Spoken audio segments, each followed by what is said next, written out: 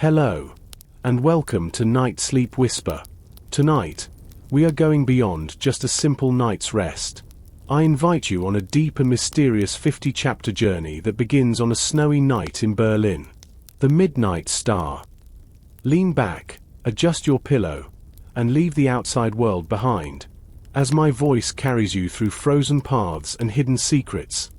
Let your mind find its peace. If you're ready, our story begins. Emma stood on the platform at the Paris train station. The air was very cold, and she could see her breath in the winter night. Thick white snow fell slowly from the dark sky. In front of her was a very long, beautiful train. It was dark blue with bright gold letters on the side.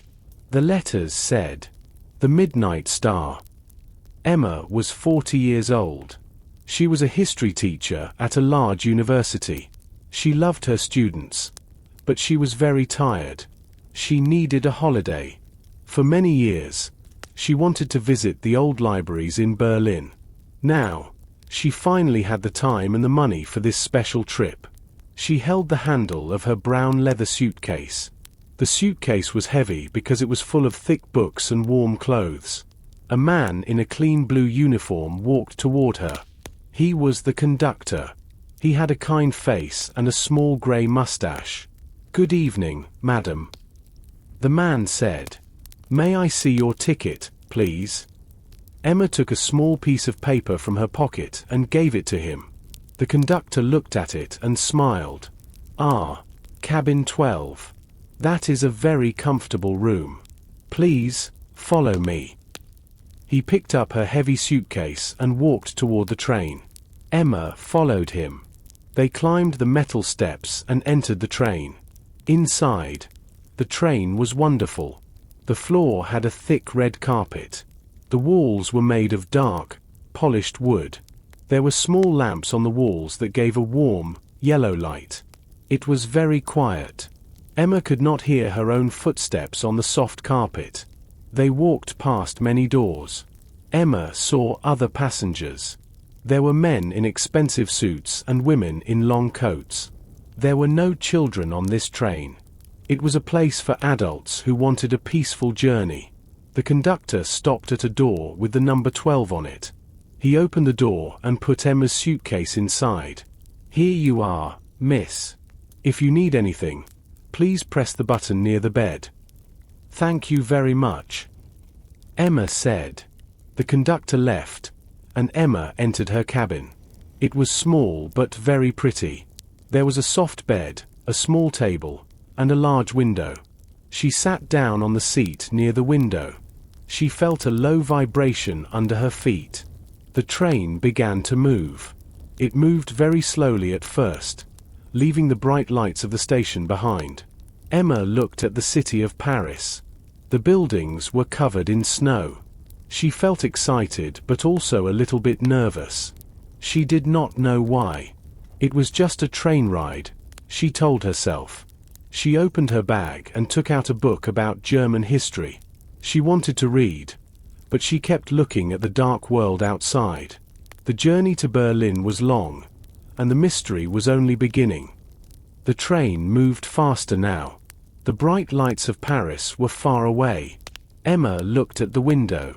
She saw her own face in the glass, and behind it, the dark shapes of trees covered in snow. Suddenly, there was a light tap on the wooden door. Emma stood up and opened it.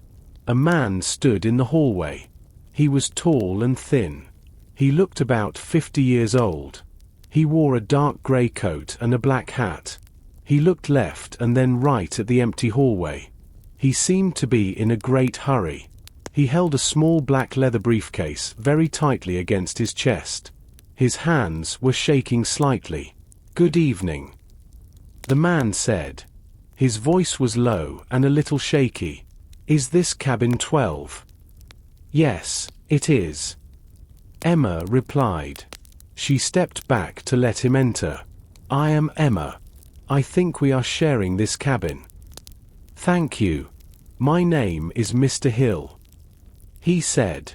He did not look at Emma's face. Instead, he looked at the floor. He sat down on the seat across from her. He placed the black briefcase on his lap. He did not take off his coat, and he kept his hat on his head. He looked like a man who was ready to run away at any moment. "Are you traveling to Berlin too?" Emma asked. She tried to be friendly and smile. Mr. Hill jumped a little, as if her voice surprised him. He looked at her with wide, nervous eyes. "Yes. Berlin. I have important business there," he said quickly. He looked at the door again. "Is the door locked?" Emma was surprised by the question. "No. I do not think so. Do you want me to lock it?" Mr. Hill nodded his head fast. "Yes. Please. It is much better that way. It is a long night, and the train is very big." Emma walked to the door. She turned the small metal lock. A sharp clicking sound echoed in the quiet room as the lock moved into place. She sat back down. The cabin felt smaller now that two people were inside. The train was not quiet. The heavy metal wheels made a constant, rhythmic sound on the tracks. The cold wind pushed against the glass window. Outside, the world was white, dark, and empty. Emma felt the vibration of the engine in her seat. Mr. Hill did not speak again. He stared at his briefcase. His fingers moved nervously on the leather handle. He looked like a man who carried a very heavy secret. Emma tried to read her history book, but she could not focus on the words. She kept looking at Mr. Hill. "Are you okay, Mr. Hill? You look a bit tired," Emma said softly. He did not answer at first. Then, he looked at her and whispered, "The briefcase must stay safe. It is very important. More important than you know." He closed his eyes, but Emma knew he was not sleeping. He stayed very still, listening to every sound from the hallway. Emma watched the snow outside and wondered what was inside that small black bag. The rhythm of the train was like a heartbeat. It was slow and steady. Emma felt her eyes getting heavy. She tried to stay awake to finish a chapter in her book, but the movement of the train was very relaxing. Across from her, Mr. Hill remained perfectly still. His eyes were closed, and his chin rested on his chest. He looked like he was finally asleep, but his hands still held the black briefcase. Emma turned off the small lamp above her head. The cabin became dark, except for the soft blue light of the moon reflecting off the snow outside. She pulled a warm wool blanket over her legs and leaned her head against the soft pillow. Soon, she fell into a deep sleep. She dreamed of old libraries and tall stone towers. In her dream, she heard a door opening slowly, but the sound was far away. Then, she felt a sudden rush of cold air. Emma opened her eyes. She felt confused for a moment. She did not know where she was. Then, she remembered the train to Berlin. The cabin was very cold now. The small heater near the floor was silent. Emma looked at the seat across from her. Her heart started to beat faster. Mr. Hill was not there. The seat was empty. The dark grey coat was gone. The black hat was gone. Emma looked around the small room. She looked at the floor and then at the small bathroom door. It was open, and the room was empty. She checked the cabin door. It was slightly open. A small sliver of yellow light from the hallway entered the dark room. "Mr. Hill," Emma whispered. No one answered. She remembered locking the door before she fell asleep. She was sure of it. She remembered the movement of the metal lock. How did he leave the room? And why did he leave the door open? Then, Emma noticed something on the seat. Her eyes widened. The black leather briefcase was still there. It sat in the middle of the blue velvet seat. It looked very lonely in the dark cabin. Mr. Hill was so worried about this bag. He said it was more important than anything. Why did he leave it behind? Emma stood up. Her legs felt a bit weak. She walked to the door and looked out into the hallway. The hallway was long and very quiet. The red carpet stretched into the distance. All the other cabin doors were closed. She did not see the conductor. She did not see the man in the grey coat. The only sound was the heavy metal wheels of the train hitting the tracks. It was a constant, low noise that felt like a warning.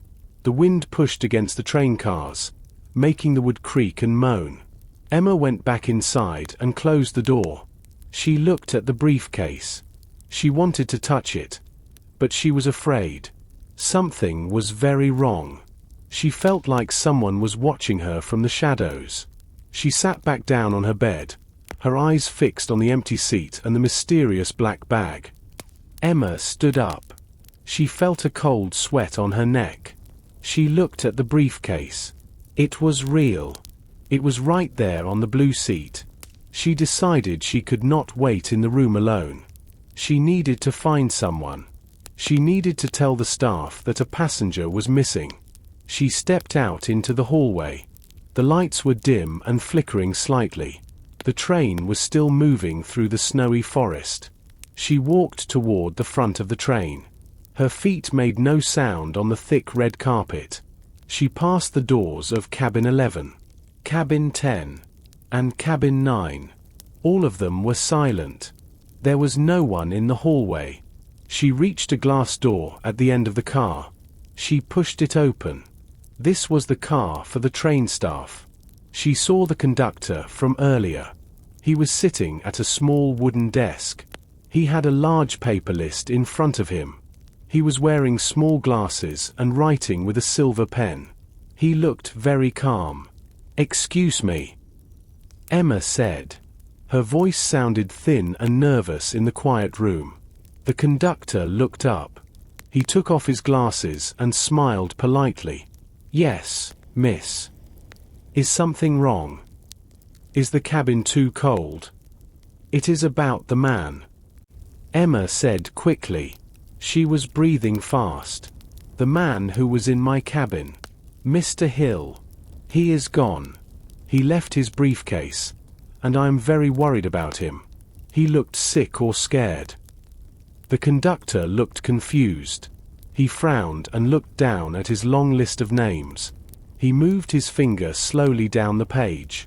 "Cabin 12. Cabin 12. He whispered to himself. He looked at the list for a long time. Then, he looked up at Emma. His face was very serious. "I am sorry, miss. There must be a mistake," he said. "The record says that Cabin 12 has only one passenger. It says Emma Wright. No one else is in that room. You bought a single ticket." Emma shook her head. "No, that is not possible. A tall man in a grey coat was there. You saw him. You brought us to the room together on the platform." The conductor shook his head slowly. "I remember you, miss. I carried your brown suitcase because it was heavy, but you were alone on the platform. I walked you to the door. No one else was with us. I am sure of it." Emma felt a cold wave of fear. "But his briefcase is on the seat.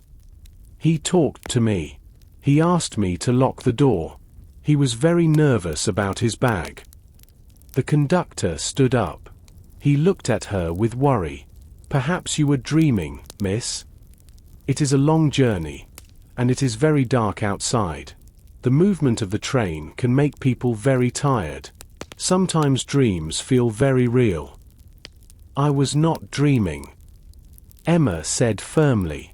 "I will show you the bag."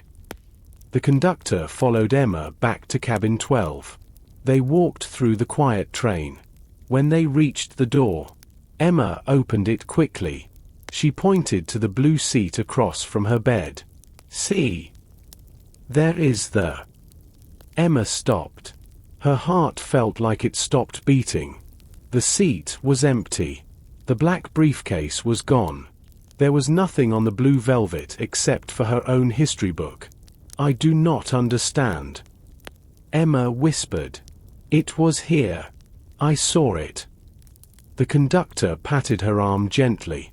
"Please, try to get some more sleep, miss. The night is long. We will be in Berlin in the morning. I will bring you some hot tea." He closed the door and left. Emma sat on her bed. She knew she was not crazy. She looked at the floor near the seat. She saw something small and silver shining under the small table. Emma knelt on the cold floor. The red carpet felt rough against her knees. She reached her hand under the small wooden table. Her fingers touched something hard and metal. She pulled it out and held it into the soft yellow light of the lamp. It was a ring. The ring was made of bright silver. In the center, there was a beautiful blue stone. The stone was the color of the deep ocean. Emma turned the ring slowly in her hand. She saw some small writing on the inside of the silver circle. She moved closer to the light to read it. The writing was very small, but she could see the letters clearly. It said, "Elena." Emma felt a cold shiver go down her back. Now she was certain. She was not dreaming. She was not tired or crazy. Mr. Hill was a real person. He sat in this cabin only 30 minutes ago. This ring belonged to him, or perhaps it belonged to someone he knew. She stood up and sat back on her bed. She looked at the door. She remembered the sharp sound of the metal lock when she turned it. If the door was locked from the inside, how did a tall man and a heavy briefcase disappear? The window was also closed and locked against the freezing winter air. It was impossible. Yet the man was gone. Emma felt afraid, but she also felt curious. She was a history teacher. She spent her life looking for the truth in old books. She liked facts and evidence. This silver ring was evidence. It was proof that something strange was happening on the Midnight Star. Why did the conductor lie to her? Did he truly not see the man? Or was he part of a secret? Emma thought about the conductor's kind face. He did not look like a liar, but in stories, the most dangerous people often look the kindest. Suddenly, she heard a heavy sound from the hallway. It was the sound of someone walking very slowly on the soft carpet. The footsteps stopped right outside her door. Emma held her breath. She stayed perfectly still. She did not move a muscle. She watched the door handle. Would it move? Would someone try to come inside? The person stayed outside her cabin for a long time. Emma could hear the low sound of someone breathing. Then, the footsteps slowly moved away. The sound became quieter and quieter until it was gone. Emma took the silver ring and put it into a small, secret pocket inside her brown leather suitcase. She zipped the pocket shut. She did not want the conductor or anyone else to find it. She needed to be careful. She looked at the window again. The train was a giant metal box moving through a dark, empty world. Emma realized she was in the middle of a dangerous game, and she did not know the rules. Emma did not sleep for the rest of the night. She sat on her bed and watched the door. She held her book, but she did not read it. Every small noise made her heart jump. She heard the wood of the train car moving. She heard the wind hitting the window. Finally, the sky began to turn a light gray. It was morning, but the sun was hidden behind thick winter clouds. A bell rang in the distance. It was a soft, clear sound. This was the signal for breakfast. Emma felt hungry, but she also wanted to find answers. She washed her face with cold water in the small bathroom. She looked at herself in the mirror. She looked tired, but her eyes were determined. She walked out of her cabin and moved toward the dining car. The dining car was beautiful.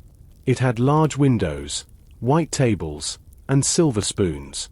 There were many people there. They were all adults. They wore expensive clothes and talked in low voices. Emma sat at a small table near the window. A waiter brought her a cup of hot coffee and some bread. As she started to eat, a woman walked into the room. She was very striking. She wore a bright red wool coat that reached her knees. Her hair was black and very short. She looked around the room with sharp, intelligent eyes. She walked straight to Emma's table. "Is this seat free?" the woman asked. Her voice was cold and formal. "Yes, it is," Emma said. The woman sat down. She did not order food. She sat perfectly still and looked at Emma. "The train is very full today," the woman said. "Are you traveling alone, Miss Wright?" Emma was surprised. "How do you know my name?" The woman smiled, but her eyes did not look happy. "I saw it on the passenger list. I like to know who is traveling near me. I am in cabin 11. We are neighbors." Emma felt a little nervous. This woman was very direct. "I see. Yes. I am traveling alone. I am going to Berlin to see the museums." The woman in red leaned forward. Her red coat moved against the table. "That is a long way to carry a heavy suitcase. I saw the conductor help you with a brown leather bag last night. It looked very heavy. What is inside it? Many books. Or perhaps something more valuable?" Emma felt a chill. Why was this woman asking about her suitcase? "Just books and clothes," Emma said. She tried to keep her voice steady. "I am a teacher. I always carry many books." The woman in the red coat laughed quietly. It was a dry, short sound. "Books are important. But sometimes people hide things inside books. Or under them. It is a very good place to keep a secret. Don't you think?" Emma did not answer. She took a sip of her coffee. The woman continued to watch her. She did not look at her own hands or the snowy view outside. She only looked at Emma. Emma felt like she was being interviewed by a detective. The woman's presence was heavy and uncomfortable. "I hope your suitcase stays safe," the woman said. She stood up suddenly. "The train is a strange place. Things go missing very easily here." She turned and walked away. Her red coat was like a drop of blood in the white and brown room. Emma watched her leave. She thought about the silver ring in her suitcase. Was the woman in red looking for it? Emma realized she could not leave her cabin alone for a long time. She finished her coffee quickly and stood up. She had to get back to her room. Emma walked quickly back to her cabin. Her heart was beating fast. She did not like the woman in the red coat. She did not like the way the woman looked at her suitcase. She reached her door and used her key. Inside, the room was cold. She immediately checked the secret pocket in her brown suitcase. The silver ring was still there. She felt a little better. She sat on her bed and looked at the empty seat across from her. Something was different. She looked down at the floor. The floor was dark red, but she saw something black under the edge of her bed. She reached down and pulled it out. It was the black leather briefcase. Emma gasped. It was back. But how? The conductor said it was never there. The room was empty when she left for breakfast. Now, it was under her bed. Someone had entered her room while she was eating coffee and bread. She looked at the door. The lock was simple. A professional could open it easily. She placed the briefcase on the small table. It felt heavy and cold. Her hands shook as she touched the metal latches. They were not locked. She pushed them, and they opened with a small metal sound. She lifted the lid. The briefcase was mostly empty. There were no clothes or personal items inside, but there was a single piece of yellow paper. It was a telegram. Emma picked it up. The paper felt old and thin. The message was printed in large, black letters. The telegram said, "The plan is ready. Do not bring the package to the station. The lion is watching. Stop." Emma read the words 3 times. The package. The lion. She whispered to herself. She did not understand. Was Mr. Hill carrying a package? Was the package the briefcase itself? Or was it the silver ring with the blue stone? She thought about the woman in red. Was she the lion? Or was it the nervous man, Mr. Hill? Emma felt like she was reading a secret language. She was a history teacher, and she was good at solving puzzles. But this puzzle was dangerous. She looked at the briefcase again. She felt the inside of the leather. It was high quality. Under the yellow telegram, she found a small ticket. It was a train ticket for a man named Arthur Hill. The ticket was for cabin 12. The conductor lied. Emma said. Her voice was firm. She had the proof now. Mr. Hill was a real passenger. He was supposed to be in this room. The conductor knew his name. Why did the staff want to hide him? Emma folded the telegram and put it in her pocket. She put the ticket inside her book. She decided to keep the briefcase under her bed. She needed to stay in her room and wait. She wanted to talk to Mr. Hill again. She wanted to ask him about the package and the lion. But the train continued to move through the snow, and the man in the grey coat did not return. Emma sat on the edge of her bed. She held the small yellow telegram in her hand. The words "the lion is watching" danced in her mind. Who was the lion? Was someone watching her right now? She looked at the small vent in the ceiling and then at the dark wood of the walls. The cabin felt very small, like a wooden cage. The sun was now behind thick, dark clouds. The light in the cabin was weak and grey.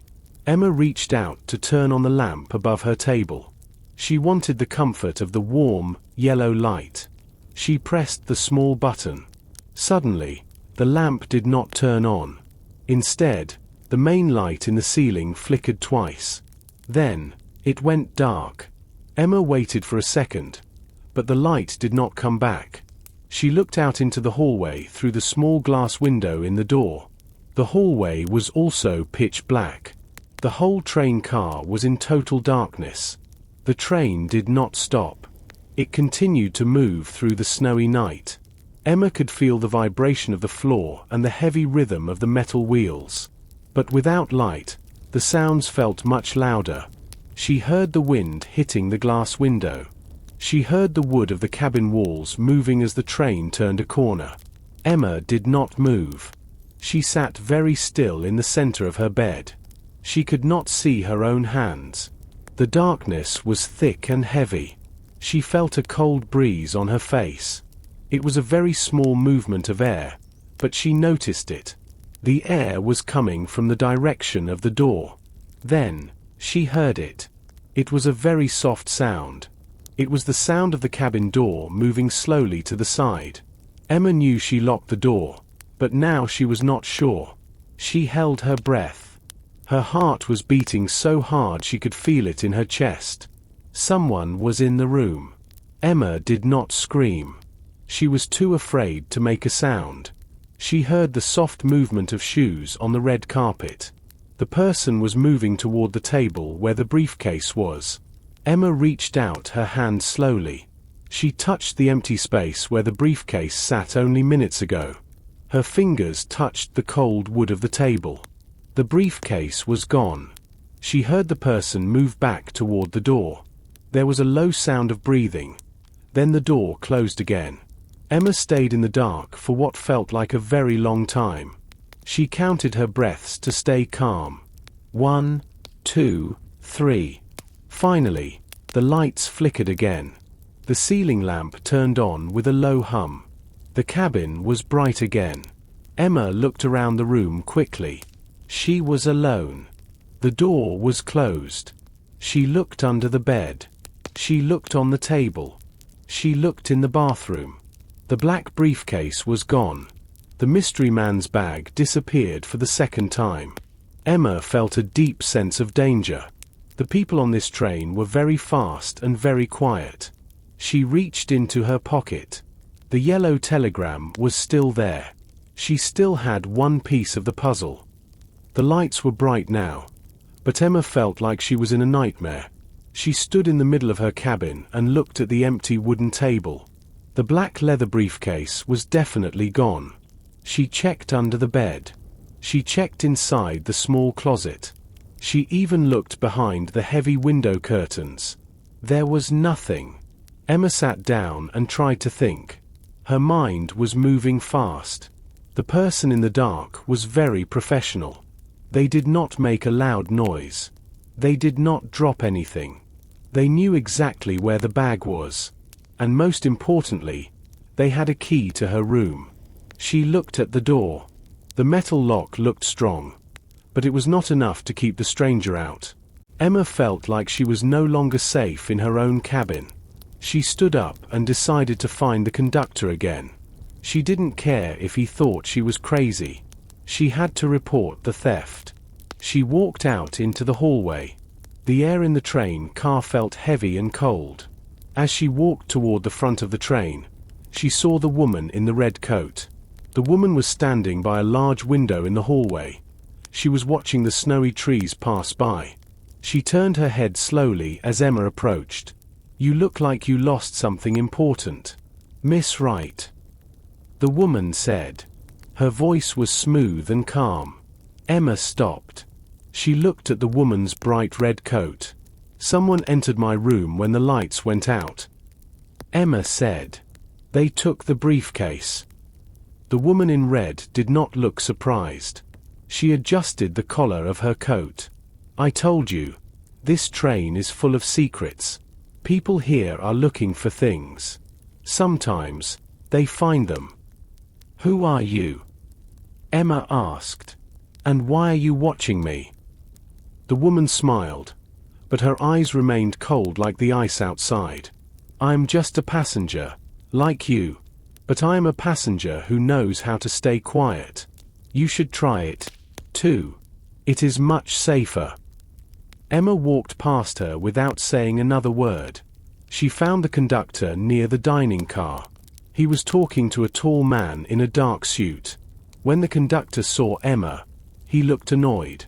"The briefcase is gone," Emma said loudly. "Someone used a key and took it from my room during the power outage." The conductor sighed. He looked at the tall man and then back at Emma. "Miss Wright, we talked about this. There was no briefcase. There was no other passenger in cabin 12. The power outage was just a small problem with the engine. It is fixed now. Please, go back to your room and rest." Emma realized the conductor would not help her. He was either lying or he was very confused. She turned around and walked back to her cabin. When she reached her door, she looked down at the floor. She saw something very small on the red carpet, right next to the door frame. She picked it up. It was a small piece of red wool. It was the exact same color as the woman's coat. Emma held the wool tightly in her hand. She had a piece of the puzzle. But the danger was growing. She entered her room and locked the door. She sat in the dark, waiting for the next thing to happen. The train was moving through a very dark part of the forest. The trees were tall and thick. The snow was falling harder now. Large white flakes hit the glass window of Emma's cabin. The rhythm of the train changed. The steady heartbeat of the wheels became slower. Emma felt the train leaning to one side as it moved around a sharp corner. Suddenly, there was a loud, grinding noise from under the floor. It was the sound of metal rubbing against metal. The train began to shake. Emma grabbed the edge of her bed to stay on her seat. The speed of the train dropped quickly. The vibration in the floor became a heavy shudder. Then, with a final slow movement, the train stopped completely. The engine became silent. For the first time since Emma left Paris, there was no noise. The constant hum of the heater stopped. The light in the ceiling flickered and stayed on, but it felt weaker. Emma sat in the perfect silence. It was a strange and uncomfortable feeling. A train should not stop in the middle of a forest. She stood up and looked out of the window. She wiped the steam from the glass with her hand. Outside, there was nothing but darkness and snow. There were no buildings, no lights, and no people. The forest looked like a wall of black shadows. The moon was hidden behind the clouds, so the world was very grey. Emma put on her heavy coat. She went to her suitcase and touched the secret pocket. The silver ring with the blue stone was still there. She felt a small sense of relief. She opened her cabin door and stepped into the hallway. The hallway was full of other passengers. They were all adults, and they all looked worried. A man in an expensive suit was looking at his gold watch. An older woman in a fur coat was talking to a man in a tuxedo. Their voices were low and anxious. "Why have we stopped?" The man with the watch asked loudly. "We are in the middle of nowhere." The conductor appeared at the end of the car. He did not look like the car man from before. His face was very pale, and he was holding a large flashlight. He walked quickly toward the passengers. "Please, everyone, return to your cabins," the conductor said. His voice was shaking slightly. "We have a small problem with the tracks because of the heavy snow. The engineers are working on it now." "How long will we be here?" Emma asked. The conductor looked at her. For a second, Emma saw fear in his eyes. "I do not know, Miss Wright. The snow is very deep, and the forest is very cold. Please, stay inside. It is not safe to be in the hallway." He moved past them and disappeared into the next car. Emma did not go back to her room. She walked to the large window in the hallway. She saw a shadow moving outside in the trees. It was the shape of a person. The person was standing still, watching the silent train. Emma felt a cold shiver. They were not alone in the forest. Emma stood very still by the window. The hallway was quieter now. Most of the other passengers had returned to their cabins. The only light came from the dim lamps on the train walls. Outside, the world was a sea of white and black. The snow continued to fall in large, heavy flakes. It covered the trees and the tracks. She pressed her face against the cold glass. She looked toward the dark line of trees again. At first, she saw nothing but shadows. Then, the wind moved the branches of a large pine tree. Behind the tree, a figure stood in the deep snow. It was a man. He was tall and wore a long, dark coat. He did not move. He was not walking or looking for help. He was simply standing there, about 20 meters away from the train. He looked directly at the window where Emma stood. Because of the darkness, she could not see his eyes clearly, but she felt his stare. It was cold and heavy. Emma felt a lump in her throat. Was it Mr. Hill? No. This man looked taller and broader in the shoulders. Was it the lion from the telegram? She wanted to open the window and shout, but the windows in the hallway were locked tight. They were made of thick glass to keep out the winter cold. The man raised his hand. He was holding something small. For a second, a tiny flash of light came from his hand. It was not a flashlight. It was a small, quick spark. Then, the man turned around. He walked slowly into the thick forest. His feet moved through the deep snow, but Emma could not hear the sound. He disappeared into the shadows of the trees within seconds. "Who are you?" Emma whispered to the glass. She felt a hand on her shoulder. She jumped and turned around quickly. It was the woman in the red coat. She was standing very close to Emma. Her face was calm, but her eyes were searching Emma's face. "Did you see him too?" the woman asked. Emma nodded. "There was a man in the trees. He was watching us." The woman in red looked out at the empty snow. "The forest is a dangerous place tonight, Miss Wright. It is full of people who do not want to be found. You should go back to your room. It is not wise to stand here." "Why are you so worried about me?" Emma asked. First you ask about my suitcase, and now you tell me where to go." The woman in red leaned closer. Emma could smell a faint scent of expensive perfume.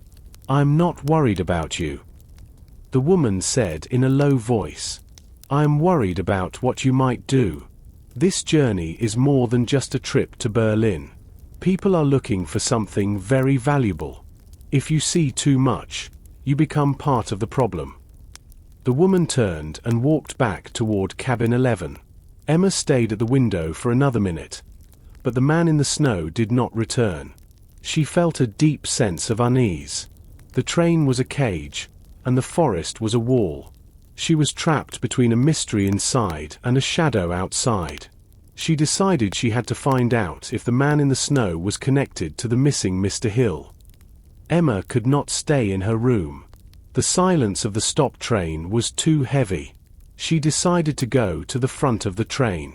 She wanted to find the conductor again. She wanted to know the truth about the man in the snow. She walked through 3 different cars. Most of the passengers were behind their closed doors. The air in the hallways was getting colder because the heaters were off. Emma wrapped her coat tightly around her body. She reached the door of the staff cabin. It was slightly open. She heard voices inside. She stopped and listened. "We cannot stay here," a man said. Emma recognized the conductor's voice. "If we stay, they will come on the train. We need to move now. The engine is frozen." Another man replied. His voice was deep and tired. "We need an hour to fix the pipes. The snow is too thick." Emma pushed the door open a little more. She saw the conductor sitting at a small table. He was holding a glass of water, but his hand was shaking so much that the water spilled onto the table. His face was not just pale, it was white with terror. He looked like a man who was waiting for a ghost. "Excuse me," Emma said softly. The conductor jumped. He dropped the glass. The glass hit the floor and broke into many small pieces. He looked at Emma with wide, frightened eyes. For a few seconds, he did not say anything. He just breathed heavily. "Miss Wright," he finally said. He tried to make his voice sound normal, but it was thin and high. "You should be in your cabin. It is very cold out here. I saw a man in the trees," Emma said firmly. "And I heard you talking. You said they are coming. Who are they? And why are you so afraid?" The conductor stood up. He walked to Emma and tried to smile. It was a fake, nervous smile. "You are mistaken, miss. I was talking about the repair team. We are waiting for the repair team to come from the next station. I am only worried about the schedule. We are very late for Berlin." "You are lying," Emma said. "Your hands are shaking. You look terrified. A late schedule does not make a man look like that." The conductor shook his head.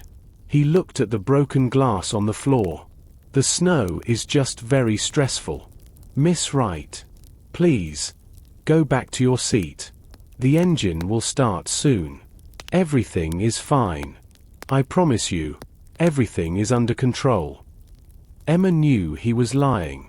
He was looking past her at the door, as if he expected someone to walk in and hurt him. He was not a man in control. He was a man in a trap. Emma turned and left the room. As she walked away, she heard the conductor locking the staff door behind her. The click of the lock sounded like a final warning. She was alone on a silent train with a crew that was hiding a dark secret. Emma walked back to her cabin. The air in the hallway was now very cold. She could see her own breath in the dim light. She felt lonely and afraid. The conductor was lying. The train was broken, and a mysterious man was watching them from the snow. She reached her door and turned the handle. The door was not locked. Emma was sure she locked it before she went to find the conductor. She pushed the door open slowly. The small cabin was dark, but she could see a shadow sitting on her bed. Emma's heart started to beat very fast. She reached for the light switch and pressed it. The light turned on. The woman in the red coat was sitting there. She looked very calm. Her black hair was perfect, and her red coat looked bright against the white sheets of the bed. She was holding Emma's history book in her hands. She turned a page and then looked up. "You have very interesting books, Miss Wright," the woman said. Her voice was smooth like silk. "What are you doing in my room?" Emma asked. She stood near the door. She wanted to be ready to run if she had to. "How did you get in here?" The woman in red stood up. She was taller than Emma. She walked toward her slowly. Emma did not move, but she felt her legs shaking. The woman stopped only a few centimeters away. "The briefcase is gone," the woman said. It was not a question. It was a statement. "I know someone took it when the lights were out. I want to know what was inside it." "I don't know," Emma said. "It was not my bag. It belonged to the man, Mr. Hill." The woman in red narrowed her eyes. Her eyes were dark and very sharp. "Do not play games with me, Emma. You are a smart teacher. You opened that bag. I know you did. Did you find a package? A small box? A piece of paper?" Emma thought about the yellow telegram in her pocket. She thought about the silver ring with the blue stone hidden in her suitcase. She decided to be careful. There was a telegram. Emma said. "It mentioned a package and a lion. But I don't have the package. I only saw the paper." The woman in red grabbed Emma's arm. Her grip was very strong. "Listen to me. That briefcase contained something very important to my employer. If you are hiding it, you are in great danger. The men in the forest are not here to help you. They are looking for that bag." "Who is your employer?" Emma asked. She tried to pull her arm away, but the woman held her tightly. "That is not important," the woman whispered. "What is important is the truth. Tell me exactly what you saw. If you help me, I can help you leave this train alive." Emma looked into the woman's eyes. She saw a flicker of something, maybe fear, or maybe greed. The woman was not just a passenger. She was part of the mystery. The silence of the train was heavy around them. Emma realized she was caught between two dangerous sides, and she didn't know who to trust. The woman in the red coat let go of Emma's arm. Her face was hard and angry. "You are making a mistake, Emma Wright," she said. "I am the only person on this train who can protect you. Remember that." She turned around and walked out of the cabin. She closed the door with a loud, heavy sound. Emma stood in the middle of the room. Her arm felt cold where the woman had grabbed her. She waited for a minute to make sure the woman was gone. Then, she walked to the door and turned the metal lock. She felt safer now, but she knew it was only for a short time. She went to her brown leather suitcase. She opened the secret pocket and took out the silver ring.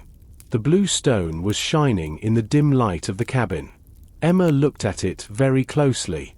She was a history teacher, and she knew a lot about old jewelry. This ring looked very old, but something about it was strange. The blue stone was not perfectly flat. There was a very small gap between the stone and the silver metal of the ring. Emma used her fingernail to touch the edge of the stone. She pushed it gently to the left. Nothing happened. Then, she pushed it to the right. She heard a tiny metal sound. The blue stone moved. It was not a real stone. It was a small lid. The top of the ring opened like a tiny box. Emma's eyes widened. Inside the ring, there was no gold or silver. Instead, there was a very small, flat piece of green plastic with tiny gold lines on it. A microchip. Emma whispered to herself. She was shocked. The ring looked like it belonged in a museum from 100 years ago. But the microchip was very modern technology. Why was it hidden inside an old ring? This was the package the telegram mentioned. This was why Mr. Hill was so nervous. This was why the woman in red was searching her room. Emma closed the lid of the ring. She heard the small metal sound again as it locked. She held the ring tightly in her hand. She realized that she was holding a very dangerous secret. This tiny piece of plastic was probably worth millions of dollars. Or maybe it contained information that could change the world. She looked at the window. The train was still silent in the snowy forest. The man in the trees was still out there. Was he looking for this microchip? Emma felt a new kind of fear. She was not just a witness anymore. She was the person with the prize. She needed to hide the ring better. She took a small piece of tape from her bag and stuck the ring to the bottom of her heavy history book. Then she put the book back on the table. She sat down on her bed and waited. The train was cold, the night was long, and she was the only person who knew the truth about the silver ring. The cold in the cabin was now very strong. Emma could see her breath in every corner of the room. She knew she could not stay there alone. She needed to find a person who was not a liar or a thief. She took her heavy coat and her history book. She held the book tightly against her chest. The silver ring was safe under the cover. She walked out into the hallway. The lights were still dim. The train was like a ghost ship in the middle of the dark forest. She passed cabin 11. She hoped the woman in the red coat was sleeping. Emma walked quickly toward the back of the train. She decided to go to the dining car. It was a large room, and perhaps there were more people there. When she reached the dining car, she was surprised. It was almost empty. The white tables and silver spoons looked cold in the pale light. There were no waiters and no delicious smells of food. Only one man was sitting at a table in the corner. He was drinking a cup of coffee and looking at a map. The man was tall and had very broad shoulders. He wore a dark blue suit and a clean white shirt. His hair was short and grey at the sides. He looked very serious. When Emma walked into the room, he looked up. His eyes were sharp and intelligent. "It is very late to be walking around, miss," the man said. His voice was deep and calm. It was the first voice Emma heard that did not sound nervous. "I cannot sleep," Emma said. She sat at a table near him. The train is silent, the heat is off, and the conductor is hiding in his office. The man put down his map. He looked at Emma for a long moment. "My name is Victor," he said. "I noticed you earlier on the platform. You look like a woman with many questions." Emma felt a little bit of hope. "I am Emma. And yes, I have questions.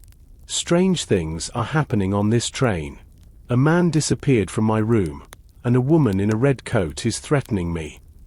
Victor leaned forward. He placed his large hands on the table. "I know.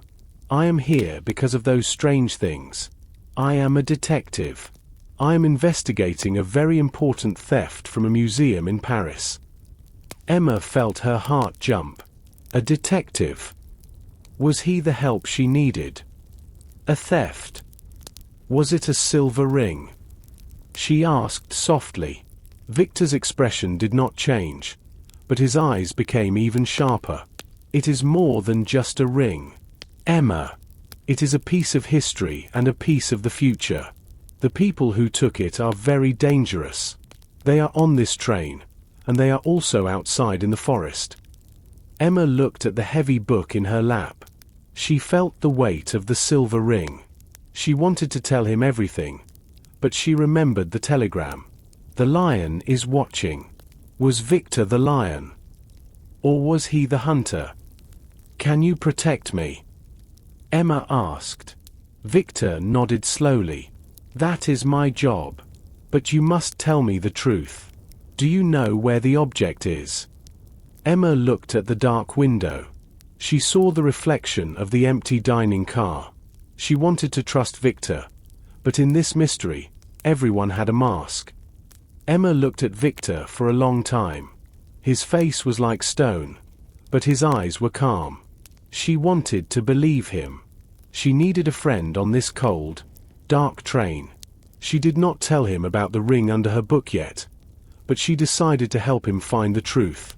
The conductor has a list, Emma said. He looked at it earlier.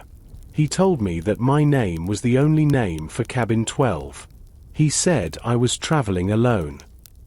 Victor stood up. He was very tall, and his presence made the dining car feel smaller. The conductor is not telling the truth. I think someone paid him to be silent. We need to see that list for ourselves. Come with me. They walked out of the dining car. The air in the hallway was even colder now. Emma felt the chill deep in her bones. They moved toward the front of the train, toward the small office where the conductor usually sat. The train was still silent. The engine did not make a sound. Outside, the white snow was slowly climbing up the sides of the train cars. When they reached the office, the door was closed. Victor did not knock. He turned the handle slowly and pushed the door open. The room was empty. The conductor's blue hat was on the table, and a half-finished cup of cold coffee sat next to it. He is not here. Emma whispered. Good. Victor said, look for the book. They searched the small room. It was full of papers, maps, and old tools. Finally, Emma found a large, heavy book with a black cover. It was hidden under a pile of blankets in the corner. She placed it on the desk. On the front, it said, Passenger Registry, The Midnight Star. Victor opened the book. The pages were thin and yellow. He turned the pages quickly. He looked at the names for the first car, then the second.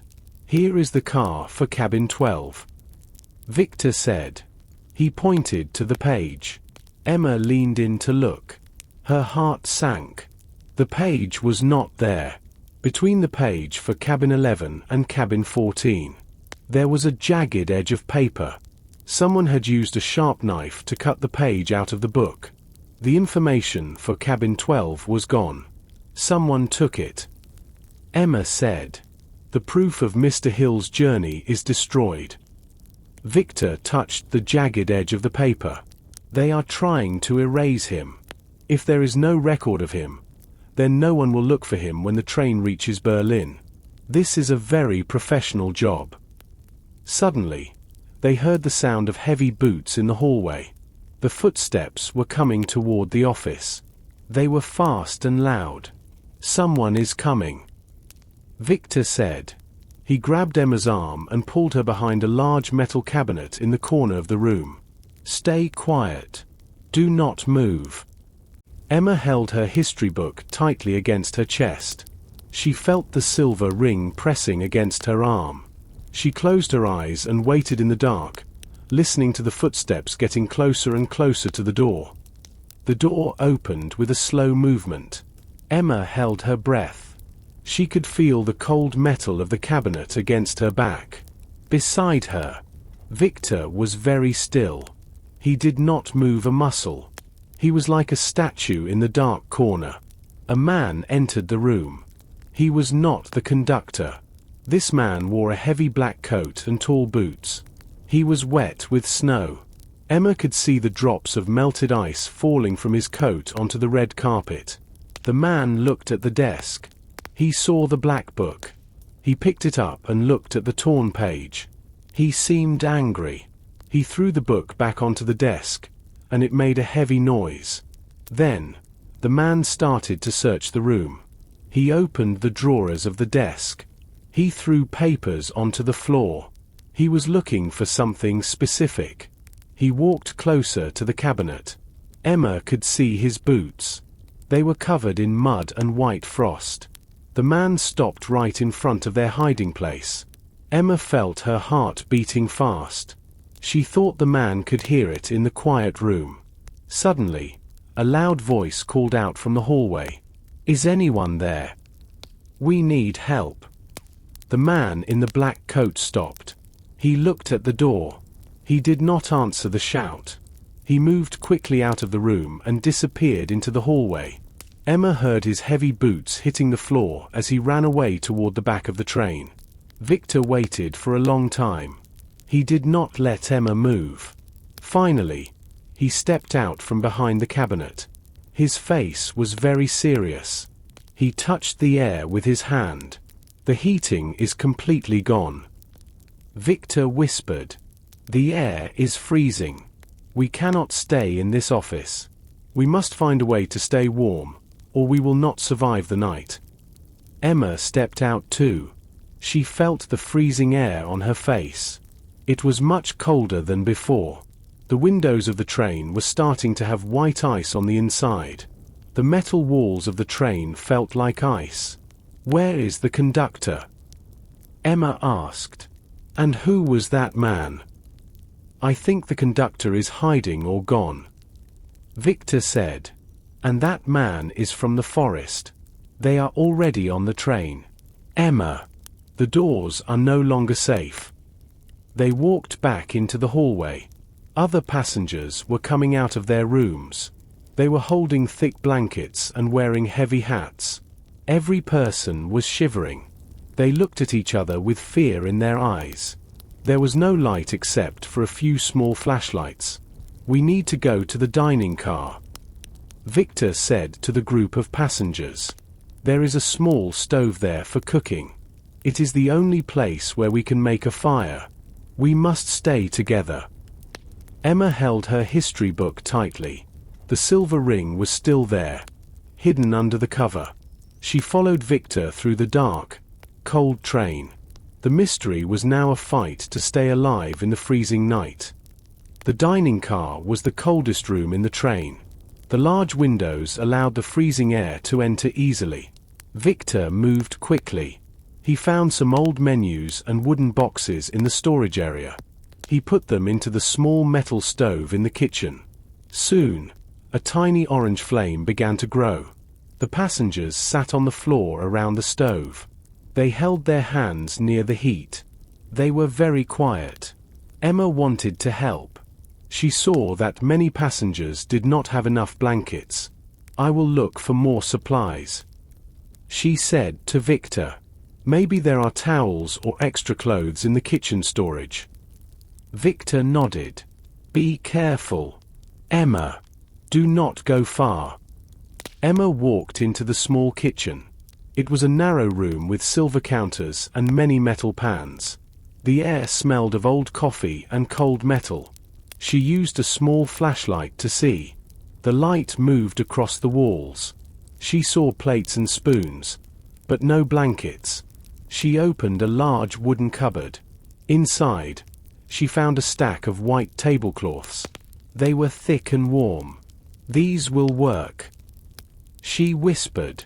As she pulled the tablecloths out, her flashlight hit a large plastic trash can in the corner. The lid was open. Emma usually did not look at trash, but something caught her eye. There was something dark and woolly sitting on top of the food waste and paper. She walked closer. She reached out her hand and pulled the object out. Her heart gave a heavy jump. It was a black hat. It was the same hat that Mr. Hill wore when he entered her cabin. It was wet and covered in a little bit of dark mud.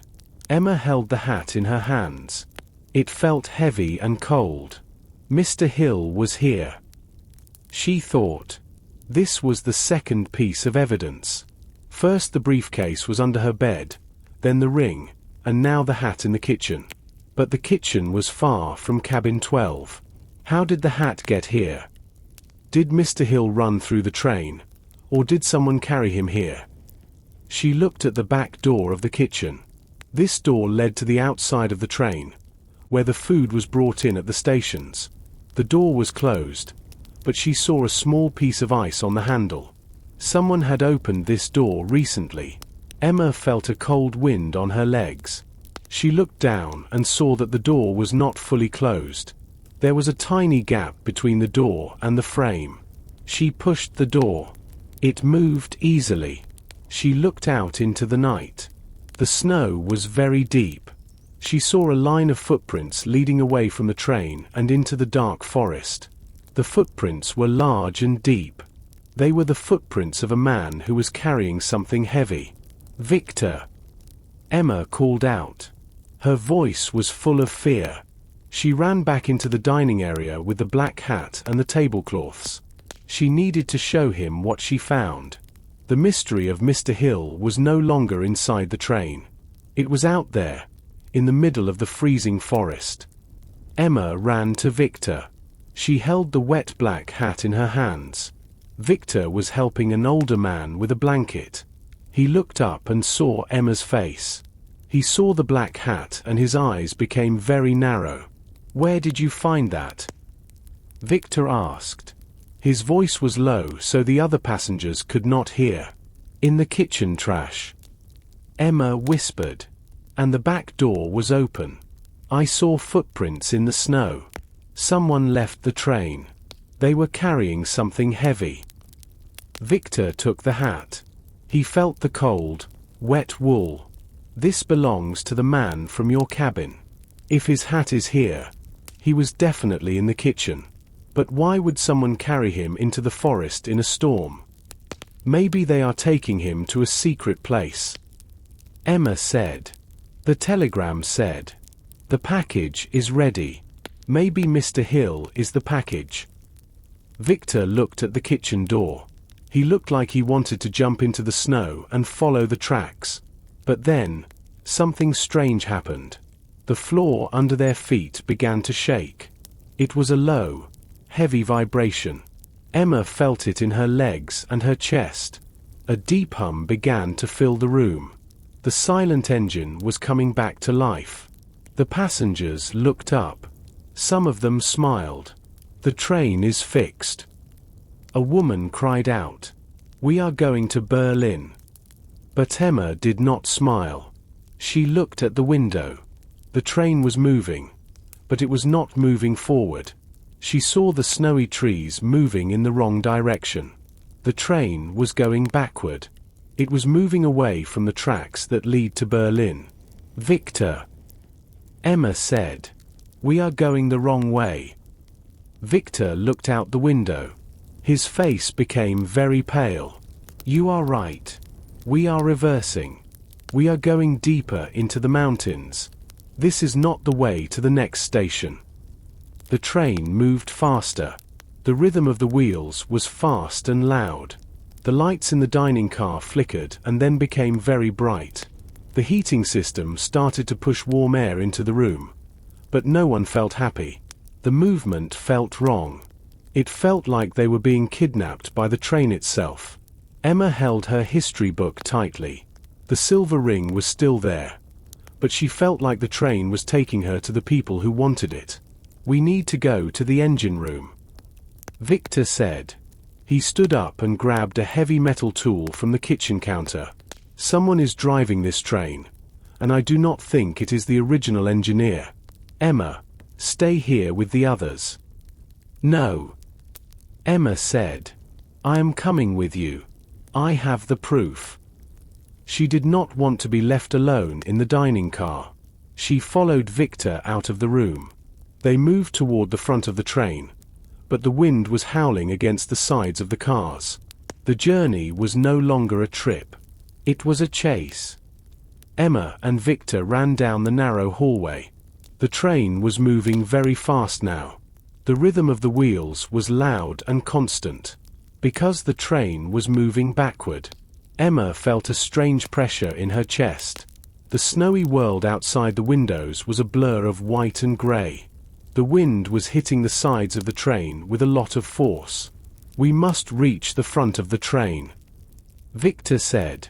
He held his heavy metal tool tightly. "If the engineer is tied up, we have to stop this train ourselves." They reached the heavy metal door at the end of the car. This door connected the dining car to the next passenger car. Victor reached out and grabbed the silver handle. He turned it, but it did not move. He pulled with all his strength, but the door stayed closed. It is locked, Victor said. He looked surprised. This door is never locked while the train is moving. It is a safety rule. Try the other side, Emma suggested. Victor tried to turn the handle again. He pushed his shoulder against the metal. A low, heavy sound of metal hitting metal echoed in the hallway, but the door did not open. He looked through the small, thick glass window in the door. The car on the other side was completely dark. He could not see any people or any lights. Someone locked it from the other side, Victor whispered. They used a heavy key. Emma felt a cold wave of fear. If this door is locked, are we trapped in the dining car? Let's check the back door, Victor said. They ran past the small kitchen and the stove. The other passengers were watching them with wide, scared eyes. Emma and Victor reached the very last door of the train. This door led to the small platform at the back of the car. Victor turned the handle. This door was also locked. Emma went to the windows. She tried to lift the metal latches, but they were stuck. It felt like someone had put glue or metal pins in the locks. She looked at the other windows in the dining car. Every single window was sealed shut. We are trapped, Emma said. Her voice was thin and shaky. They locked all the exits. We are in a moving box, and we cannot get out. The train began to slow down. The heavy vibration in the floor changed to a slow, grinding feeling. Emma looked out the window. They were no longer in the thick forest. The train was moving into a large, dark area. She saw a tall stone wall and a heavy iron gate. Victor, look, Emma said. She pointed at the window. This is not a station. It looks like an old factory or a prison. The train made a final, slow movement and stopped. The silence returned. But it was not a peaceful silence. It was the silence of a trap. Outside the window, Emma saw the shadows of men walking toward the train. They were carrying long flashlights. Keep the ring safe, Emma, Victor said. He stood in front of her to hide her from the window. The real journey is starting now. The men were outside. Their flashlights made long beams of light through the falling snow. Emma watched them through the glass of the dining car. They wore dark uniforms and heavy boots. They did not look like police officers. They looked like private guards. They moved with purpose toward the train doors. Victor did not look at the windows. He was looking at the floor. The red carpet in the dining car was thick and beautiful. It looked perfect. But near the center of the room, under a large circular table, the carpet was a little bit loose. Victor knelt down and touched the edge of the fabric. Help me move this table, Emma, Victor whispered. Emma put her history book on a nearby chair. She grabbed one side of the heavy wooden table.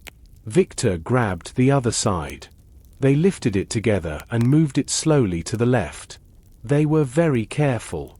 They did not want to make a loud noise. The other passengers watched them with confused faces. But no one spoke. Victor pulled the corner of the red carpet. It was not glued to the floor in this spot. He pulled it back, revealing the gray metal floor of the train. In the middle of the metal, there was a square wooden hatch. It had a small iron ring for a handle. A secret door, Emma whispered. She was amazed. Victor grabbed the iron ring. He pulled it hard. The wooden door was heavy and old. It made a low, dry sound as it opened. Below the door, there was a dark, narrow space. It was a hidden compartment built into the frame of the train car. It was about 1 meter deep and long enough for 2 people to lie down. Victor used a small flashlight to look inside. The light showed a small metal box and some old blankets. These old luxury trains often had secret spaces, Victor explained. They were used for moving valuable things across borders without the police seeing them. Sometimes, they were used to hide people. Suddenly, a loud noise came from the front of the dining car. The men outside were trying to break the lock. "They are coming in," Emma said. Her voice was shaking. "We cannot stay here." Victor said, "Get in the compartment. It is our only chance to stay hidden." Emma grabbed her history book. She climbed down into the dark hole. The air inside smelled of dust and old metal. It was very cold. Victor climbed in after her. He reached up and grabbed the wooden handle. He pulled the hatch shut. Then, he reached through a small gap and pulled the red carpet back over the wood. The compartment was very tight. Emma was pressed against the cold metal wall. Victor was right next to her. It was pitch black. A few seconds later, Emma heard a loud sound. The dining car door was open. She heard the heavy boots of many men walking on the floor above her head. The floor vibrated with every step they took. Emma held her book against her chest and prayed they would not find the hidden ring. In the darkness of the secret compartment, Emma could hear everything. The floorboards were thin, and the sounds of the men above were sharp and clear. Every footstep felt like a hammer hitting the wood right next to her ear. The air was dusty, and Emma had to cover her nose with her sleeve to stop herself from sneezing. Victor was a silent shadow beside her, his breathing so shallow she could barely hear it. "Search everything," a voice shouted. It was a harsh, commanding voice.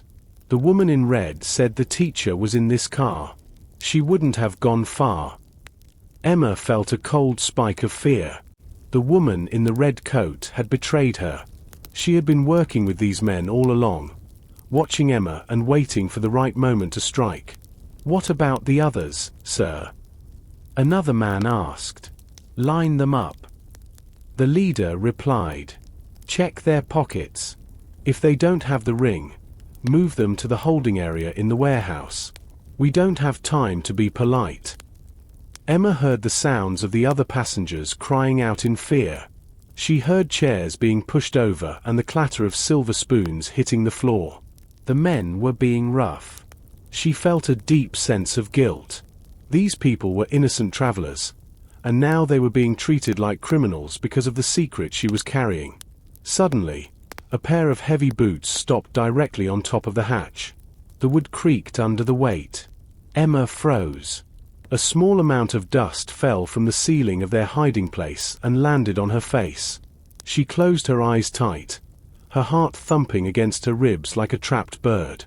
"The carpet is loose here," the man above said. Emma felt Victor's hand move in the dark. He found her hand and squeezed it once. It was a silent message. "Be ready." She gripped her history book so hard her knuckles ached. If they opened the hatch, she would have to fight or run, though there was nowhere to go.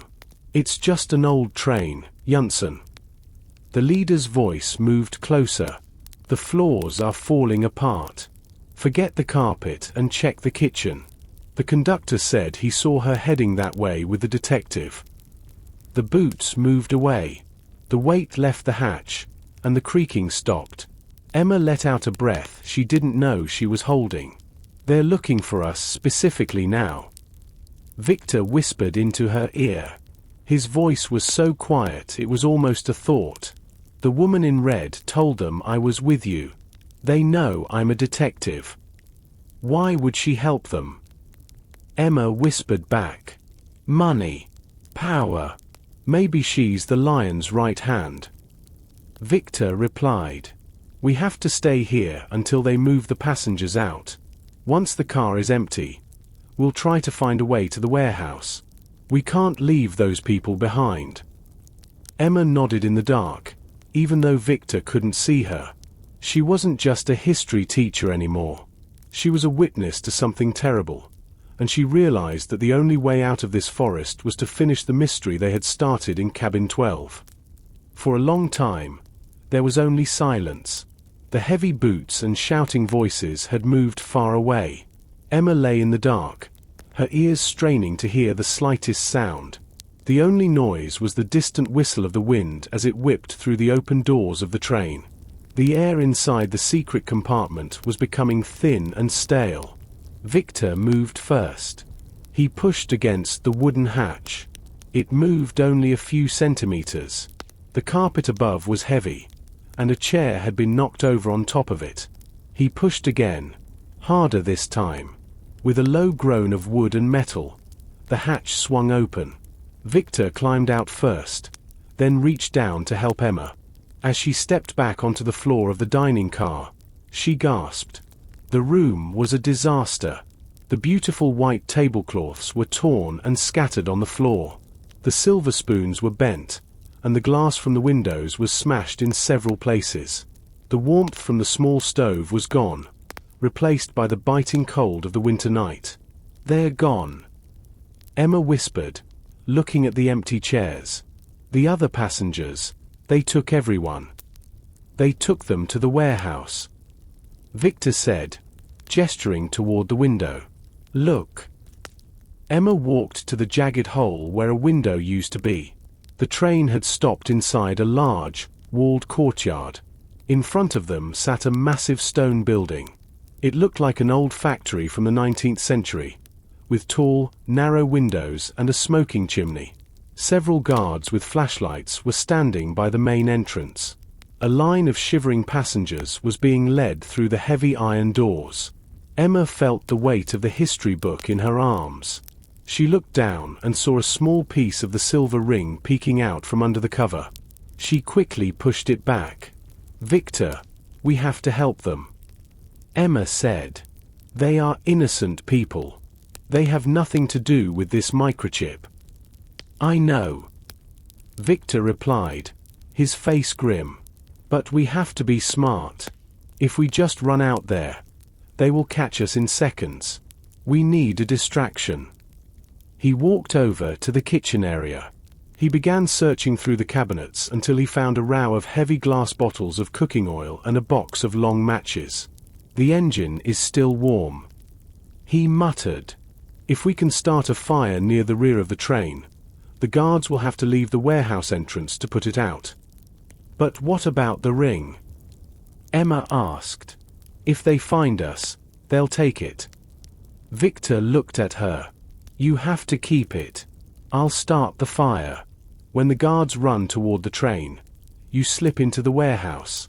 Find a place to hide and wait for me. If I don't come back in 20 minutes, you must find a way to the main road. Berlin is only 30 kilometers east of here." "I can't leave you," Emma said, her voice trembling. "You aren't leaving me. You're completing the mission," Victor said firmly. He handed her a small metal whistle he had in his pocket.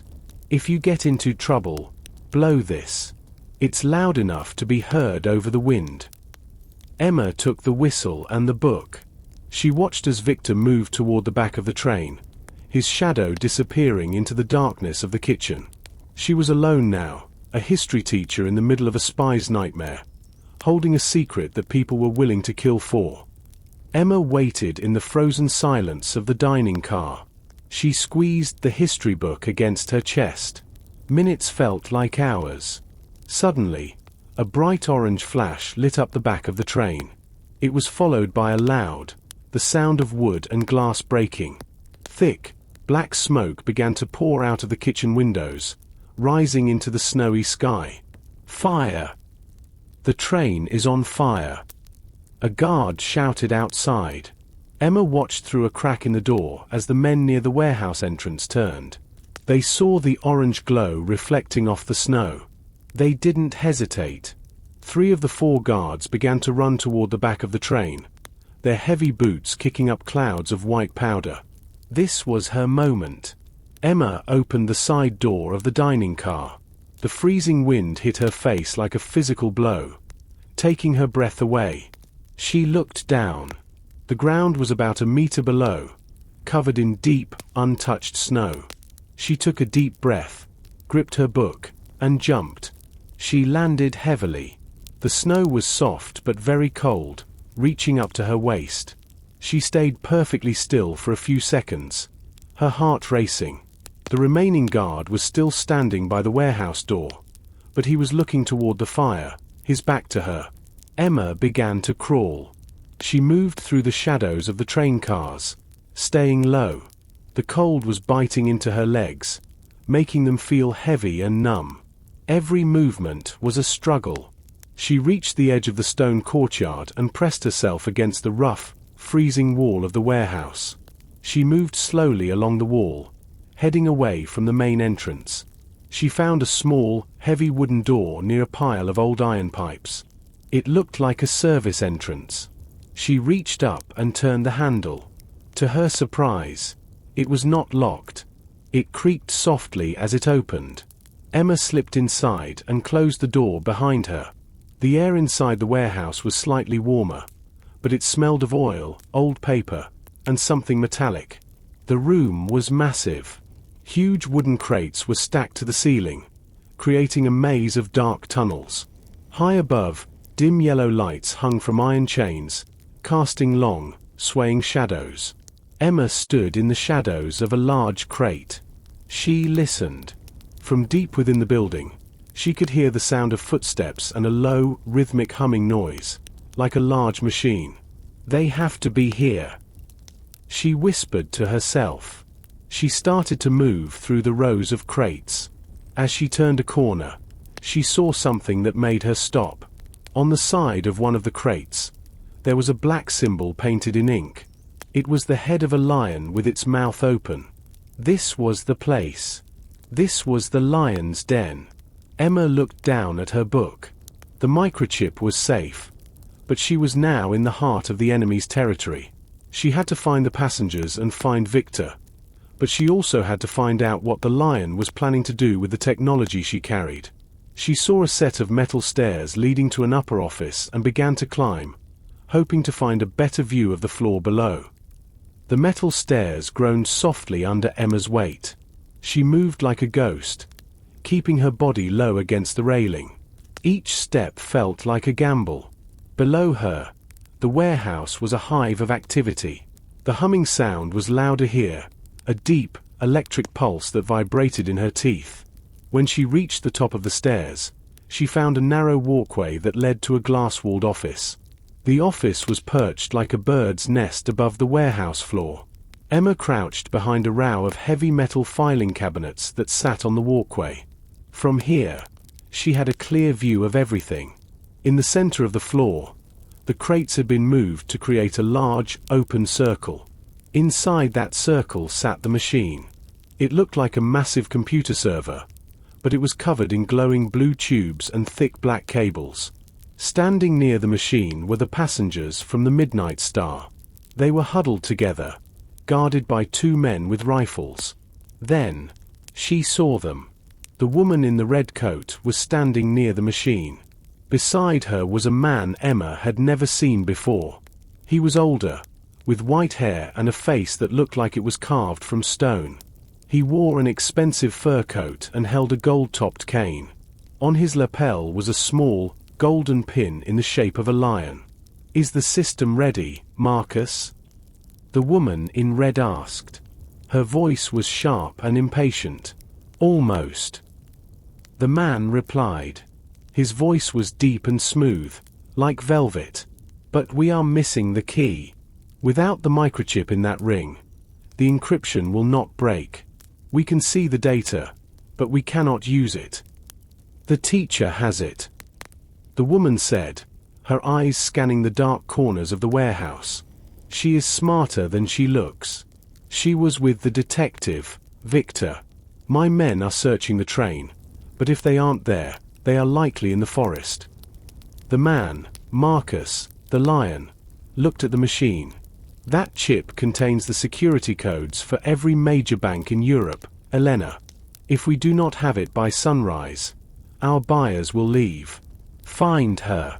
I don't care if you have to burn the forest down." Emma felt a wave of dizziness. Global bank codes. The microchip wasn't just a piece of history. It was a digital key to the world's wealth. She looked down at the history book in her lap. She was holding a weapon that could crash the entire economy. Suddenly, The lion turned his head. He looked directly toward the metal stairs.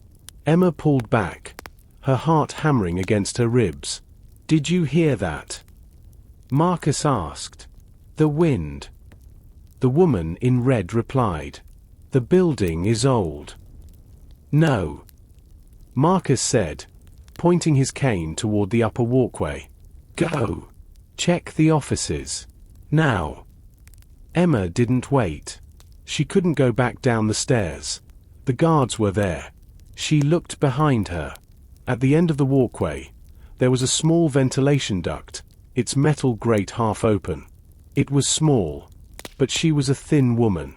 She scrambled toward the duct, pushing her history book in first. She heard the heavy thud of boots hitting the metal stairs below. The woman in red was coming. Emma slid into the dark, cold tunnel of the vent just as the office door was kicked open. The ventilation duct was a narrow world of cold metal and ancient dust. Emma crawled on her hands and knees, pushing her history book forward inch by inch. Every time her knee hit the metal, it made a hollow sound that seemed loud enough to wake the dead. She moved slowly, breathing through her mouth to avoid the thick smell of rust. Behind her, she heard the muffled voice of the woman in red. "She was here. The floor is still warm. Search the vents. Look for the openings." Emma's heart raced. She moved faster, her fingers scraping against the sharp metal edges of the duct. She reached a junction where the tunnel split into two directions. To the left, she heard the loud humming of the machine. To the right, it was quiet. She chose the right. After crawling for several meters, she reached a small iron grate. She stopped and looked down through the narrow slots. Below her was a small, square room. It looked like a storage closet or a small prison cell. There was only one dim light bulb hanging from a wire. In the center of the room, sitting on a wooden chair, was a man. His hands were tied behind his back, and his head was bowed. "Mr. Hill," Emma whispered, her voice barely a breath. The man's head jerked up. His face was bruised, and his black hat was gone. But it was definitely him. His eyes were wide with surprise and fear as he looked at the ceiling. "Miss Wright," he whispered back. "Is that you?" "Yes," Emma said. "I'm in the vent. I have the ring. Mr. Hill, I found the microchip." Mr. Hill let out a shaky breath. "You shouldn't have kept it, Emma. It's a death sentence. They've been looking for it since we left Paris. I tried to protect it, but they caught me when I went to the kitchen for help." "Victor is here," Emma said. "He's a detective. He started a fire to distract them. We're going to get you out." "There's no time," Mr. Hill said urgently, leaning forward as much as his ropes allowed. "Listen to me. The lion, Marcus, he isn't just a thief. He's a former intelligence officer. That chip has a failsafe. If they try to force the encryption without the physical key, it will send a signal to the authorities in Berlin. But once they have the chip, they can bypass the signal. How do I stop the machine?" Emma asked. "You can't stop it from the outside," Hill replied. "But the chip, it has a kill command. If you insert it and type the code 1924, the year the original ring was made, it will erase the data on the servers forever. But you have to get close to the machine." Suddenly, the door to Mr. Hill's room flew open. Emma pulled back from the grate, her heart stopping. A guard walked in, holding a tray with a glass of water. He looked at Mr. Hill suspiciously. "Who were you talking to?" The guard barked. Mr. Hill looked down at the floor. "Myself. It's a long night." The guard looked at the ceiling, his flashlight beam dancing across the grate where Emma was hiding. She squeezed her eyes shut and pressed her body against the top of the duct. The light passed over the slots, missing her by inches. "Keep quiet," the guard growled. He set the water down and walked out, locking the door behind him. Emma waited until the footsteps faded. She looked down at the grate again. "Mr. Hill. I'm going to find the machine. I'll come back for you. Be careful, Emma," he whispered. "The lion is watching." The ventilation duct ended at a wide metal grate overlooking the center of the warehouse. From her high vantage point, Emma could see the massive machine in all its terrifying detail. It wasn't just a server, it was a sprawling web of processors and cooling fans, all focused on a single glowing terminal in the center.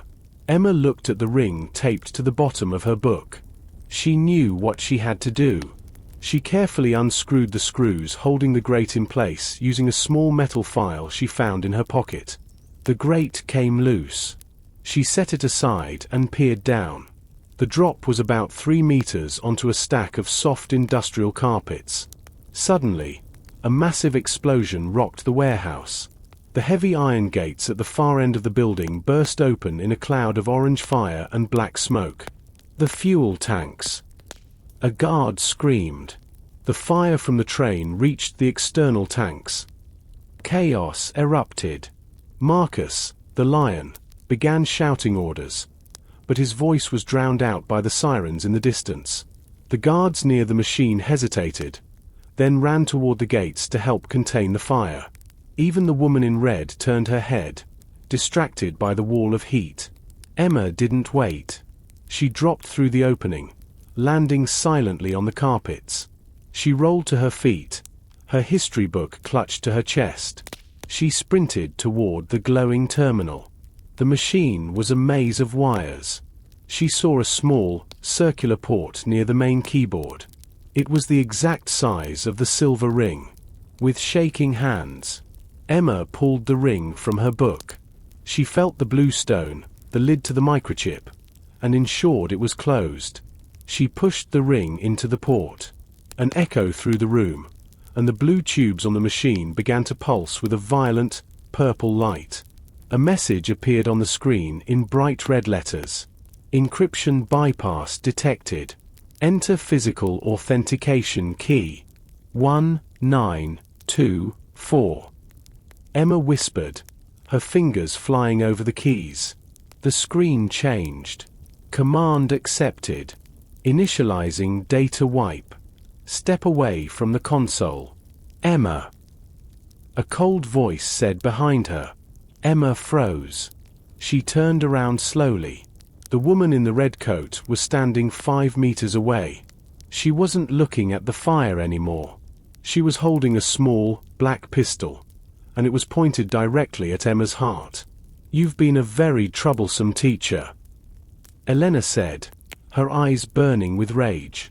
"You're going to stop that countdown right now, or I'll make sure you never see Berlin." "It's too late," Emma said, her voice surprisingly steady. "The data is already being erased. The lion has lost." Elena stepped closer. "Then you'll die with the secret." Before she could pull the trigger, a dark shape dropped from the shadows of the crates behind her. It was Victor. He moved with the speed of a predator, striking Elena's arm and sending the gun skittering across the concrete floor. "Run, Emma!"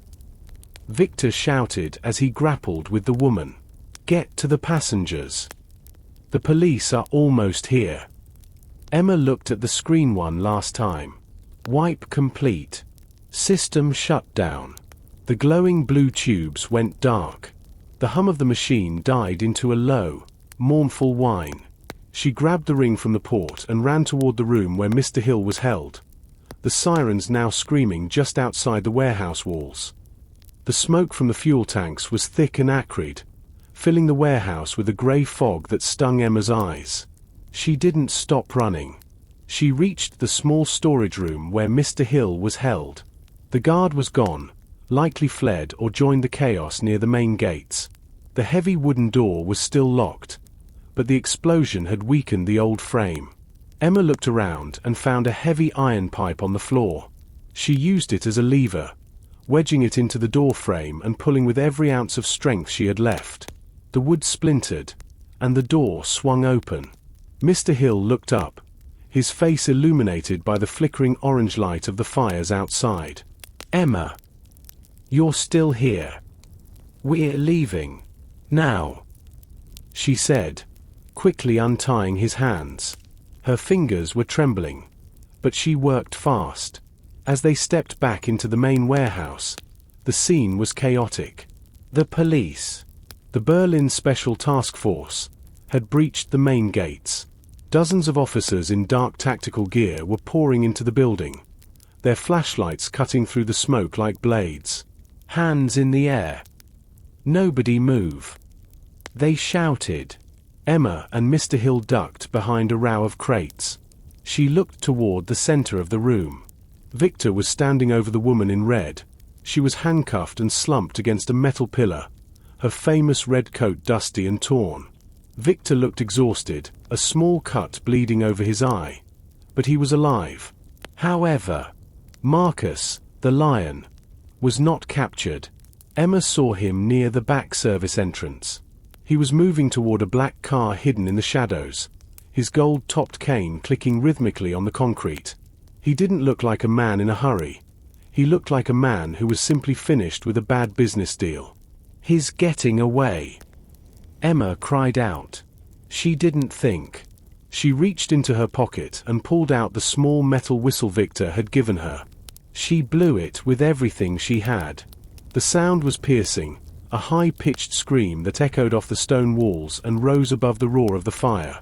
Every police flashlight in the building swung toward the source of the noise, then shifted to where Marcus was standing. The lion froze in the spotlight. He turned, looking toward Emma with an expression of pure, cold hatred. He raised his cane, but 3 officers were already upon him. Within seconds, the man who had controlled a global network of thieves was forced to the ground. Victor walked over to Emma and Mr. Hill, his breath coming in heavy gasps. He looked at the history book still clutched in Emma's hand and then at the silver ring she held out to him. "You kept it safe," Victor said, his voice full of genuine respect.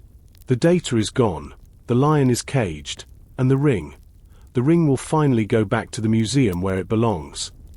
"And the passengers?" Emma asked, looking toward the far wall where the police were wrapping the travelers in warm blankets. "Safe. All of them," Victor replied. "They'll be in Berlin by morning, on a much faster, much safer train." Emma leaned against a crate, the adrenaline finally leaving her body. She looked at the ring one last time, the tiny piece of silver that had turned a history teacher into a hero. The mystery of the Midnight Star was over, but as she watched the sun begin to rise over the snowy German horizon, she knew her own story was only just beginning. The sun rose over Berlin, but it did not bring the warmth Emma expected. The city was a sea of grey stone and white frost. Emma sat in a small, sterile room inside the Berlin police headquarters. A paper cup of lukewarm coffee sat on the metal table in front of her. She was still wearing her heavy coat, the hem still damp from the snow in the forest. Across from her sat 2 men. They were not tactical officers in gear, but detectives in plain suits. They looked tired, their eyes red from a long night of paperwork. They had been asking Emma questions for 3 hours. They wanted to know every detail, the moment Mr. Hill entered her cabin, the exact words of the woman in red, and how she had discovered the microchip. "You realize, Miss Wright, that you were incredibly lucky," the older detective said, leaning back. "The man you call the Lion, Marcus Vane, is one of the most wanted facilitators of digital espionage in the world.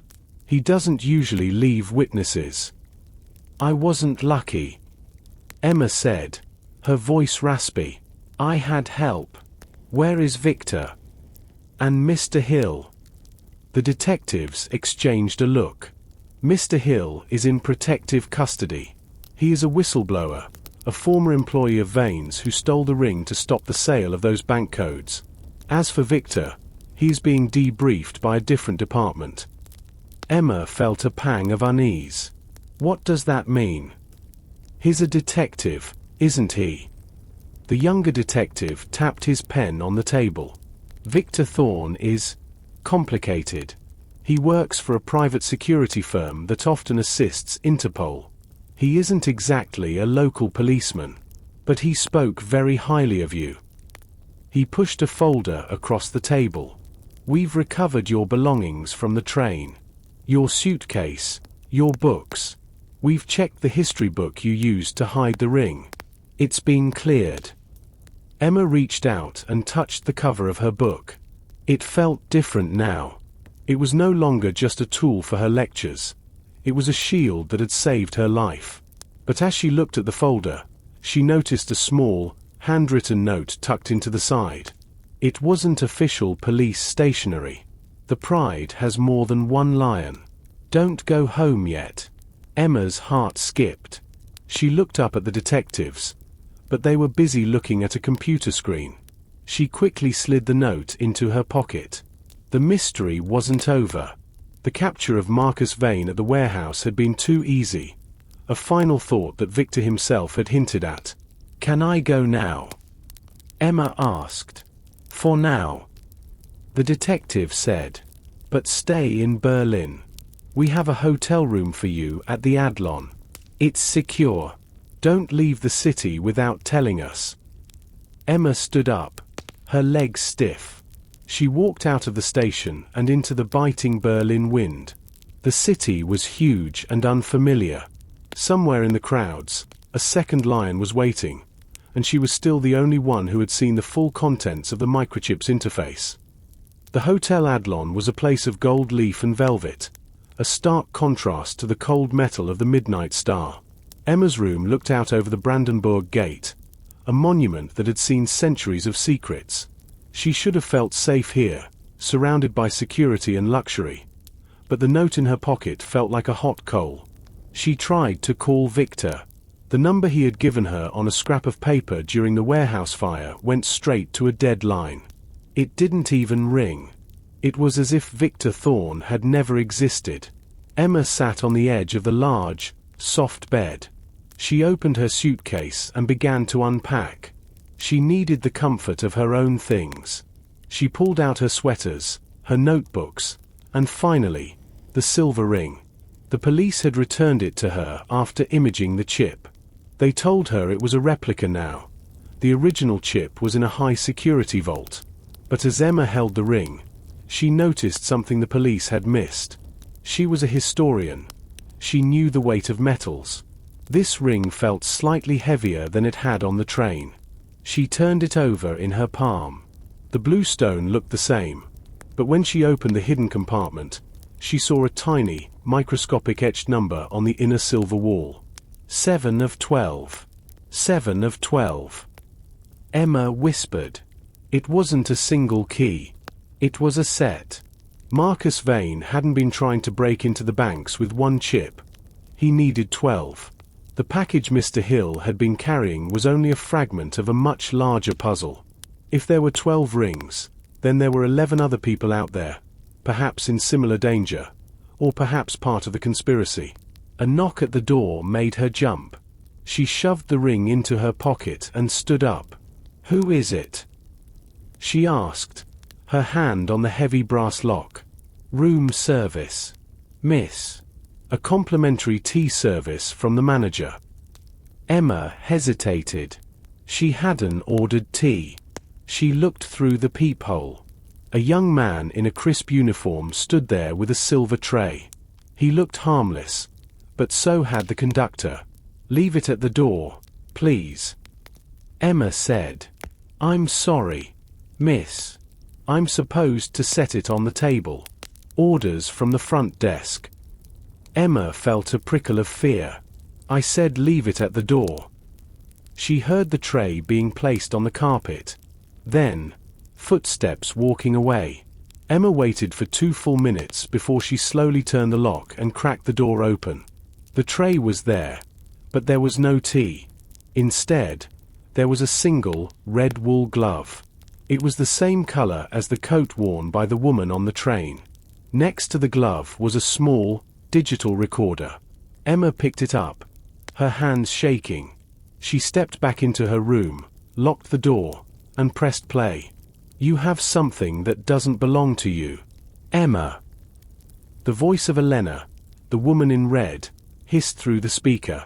"The police are fools. They took the bait. But you found the mark. Meet me at the Pergamon Museum at midnight, or Victor Thorne dies." The recording ended with a sharp click. Emma stood in the center of her luxury suite, the digital recorder feeling heavy in her hand. Victor was captured. The man who had saved her, the detective who seemed to know everything, had fallen into a trap. And it was because of her, or rather, because of what she had found in the ring. She knew she couldn't go to the police. If Elena had captured Victor, she likely had eyes inside the department. The note she'd found earlier proved that the Pride had many lions. Emma looked at her watch. It was 8 p.m. She had 4 hours. She couldn't just sit and wait. She needed information. If the ring was 7 of 12, she needed to know what the other 11 were. She grabbed her coat and slipped out of the hotel through the service entrance, avoiding the main lobby. She knew the city well enough to find the State Library. It was one of the largest research libraries in the world, and if there was any record of a set of 12 silver signet rings from 1924, it would be there. The library was quiet, a cathedral of books. Emma navigated the stacks with the practiced ease of a scholar. She looked for records of the Goldstein collection, a name she remembered Mr. Hill mentioning in his sleep on the train. After an hour of searching through microfiche and old catalogues, she found it. The Goldstein collection was a set of 12 master keys created by a German cryptographer after the First World War. They weren't digital back then, of course. They were mechanical keys designed to open a specific vault in the old Reichsbank. But why the microchips now? Emma wondered. She read further. In 2024, a private tech firm had purchased the rings at an auction. They had updated the vintage jewelry with modern hardware. The rings were no longer opening a physical vault. They were now a distributed hardware key for a global satellite network called Pride. Emma gasped. Pride wasn't for banks. It was a surveillance network. If someone had all 12 rings, they could control every private satellite in orbit. They could see anything, anywhere, in real time. Looking for something specific. Professor. Emma spun around. A man was standing at the end of the aisle. He was dressed in a long tan trench coat and held a book. He looked like any other researcher, but his eyes were cold and fixed on her. "I'm just doing some research for my classes," Emma said, trying to keep her voice steady. "On the Goldstein rings." The man smiled. It wasn't a kind smile. "That's a very dangerous subject for a history teacher. My employer would prefer it if you stopped digging." He started to walk toward her. Emma looked around. She was in a dead-end aisle. The only way out was past him. She grabbed a heavy leather-bound volume from the shelf, a dictionary of Middle-High German, and threw it at his feet. As he tripped, she sprinted in the opposite direction, her heart drumming against her ribs. Emma ran through the library, her boots hitting the marble floors. She didn't look back. She burst through the heavy exit doors and into the cold Berlin night. She didn't head back to the hotel. She knew they would be waiting there. Instead, she ducked into the U-Bahn station at Unter den Linden. The station was crowded with people going home from dinner or heading to late-night shifts. Emma blended into the crowd, her heart still racing. She got on the first train that arrived, not caring where it went. She needed time to think. She had the 7th ring. Victor was in trouble. The Pergamon Museum was the meeting point.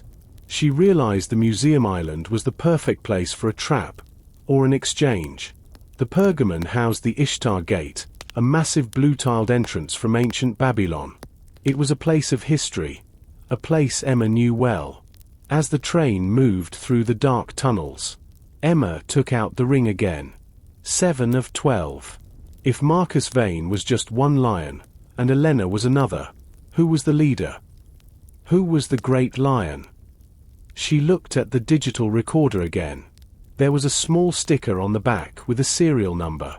Emma, using her phone, searched the number. It wasn't a retail product. It was a piece of equipment registered to a security firm called Thorne and Associates. Emma's breath caught. Thorne. Victor's last name.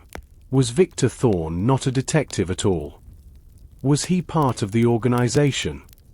Or was he the one they had betrayed? She remembered how easily he had handled the guards at the warehouse. He was too good, too professional. Is he the lion? She whispered. She felt a sense of profound betrayal. She had trusted him. She had shared the secret of the ring with him. But if he was the leader of the Pride, why had Elena said he was captured? Maybe it was a play. A performance to get her to bring the ring to the museum. If they couldn't find the ring on the train or in her room, they would make her bring it to them. The train stopped at Alexanderplatz. Emma stepped off. She had 2 hours until midnight. She needed a weapon, or at least a way to protect herself. She walked to a small 24-hour hardware store near the station. She bought a heavy-duty flashlight, a roll of silver duct tape, and a small, sharp utility knife. She then went to a nearby cafe, ordered a black coffee, and sat in the back corner. She took her history book and carefully hollowed out a small space in the center of the thickest chapter. She placed the ring inside and taped the pages shut. If they wanted the ring, they would have to find it. And Emma Wright was going to make sure that tonight, the history she taught would be the very thing that brought the Pride down. The Pergamon Museum loomed out of the darkness like a stone titan. The museum island was silent, the Spree River flowing darkly beside it. Emma stood at the base of the massive stairs, her flashlight tucked into her coat pocket. The museum was closed to the public, but the side door was slightly ajar, a sliver of light spilling onto the pavement. She checked her watch. 11:55 p.m. Emma pushed the door open. It moved silently on well-oiled hinges. Inside, the museum was a place of ghosts. The tall statues of Greek gods and Babylonian kings watched her from the shadows. The air was cool and smelled of ancient stone and dust. She walked toward the hall of the Ishtar Gate. The massive blue tiles shimmered in the dim security lighting. The gate was a symbol of power and protection. And tonight, it was the stage for the final act. "You're late, Emma," a voice echoed through the hall. Emma stopped. Standing in the center of the gate's archway was Elena. She was still wearing the red coat, but she looked tired. Behind her, tied to a wooden chair, was Victor.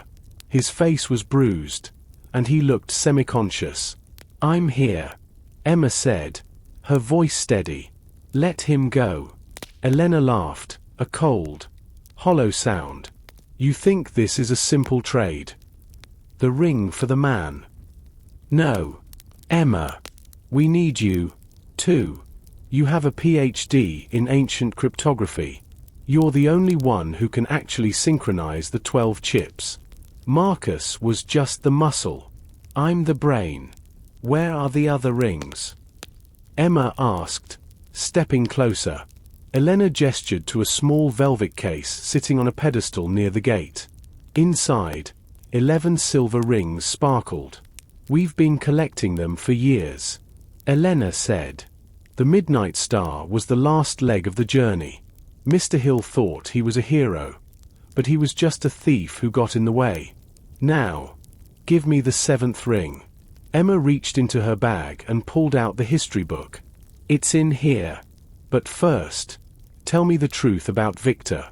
Is he Thorne and Associates?" Elena glanced at the man in the chair. Victor Thorne was a mistake. He thought he could infiltrate us. He thought he could play both sides. But in the end, he's just another pawn. Emma looked at Victor. His eyes opened slightly, and he gave a very small, almost invisible nod. "The ring is yours," Emma said.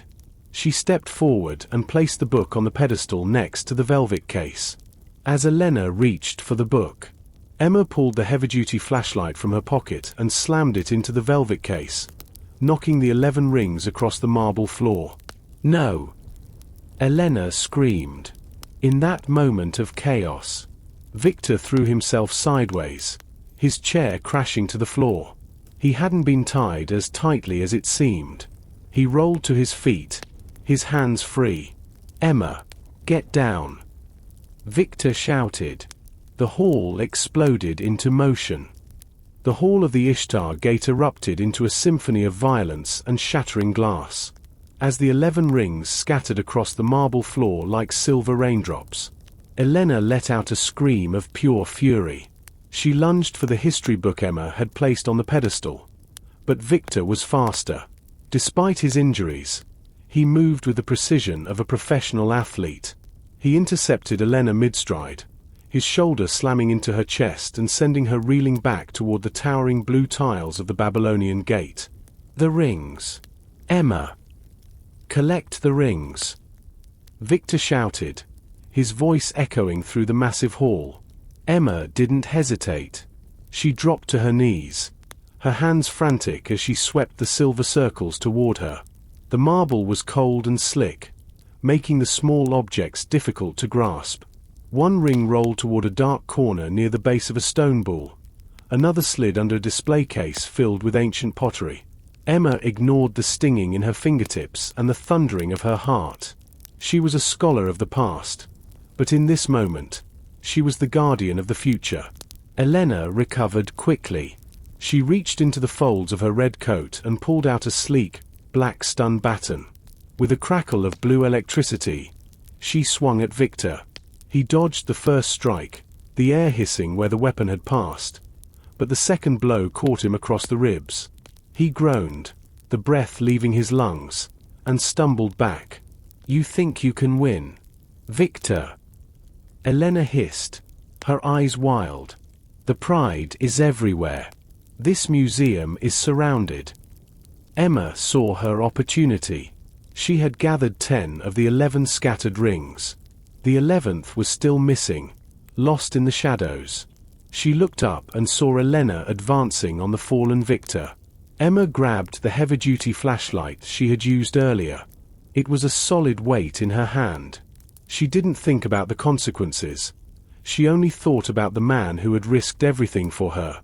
"Hey!" Emma yelled. As Elena turned, Emma threw the heavy flashlight with all her strength. It struck Elena squarely in the shoulder, causing her to drop the stun baton. The weapon clattered to the floor, sparks dancing across the stone. Victor seized the moment, sweeping Elena's legs out from under her. She fell hard, her head striking the marble. She didn't move.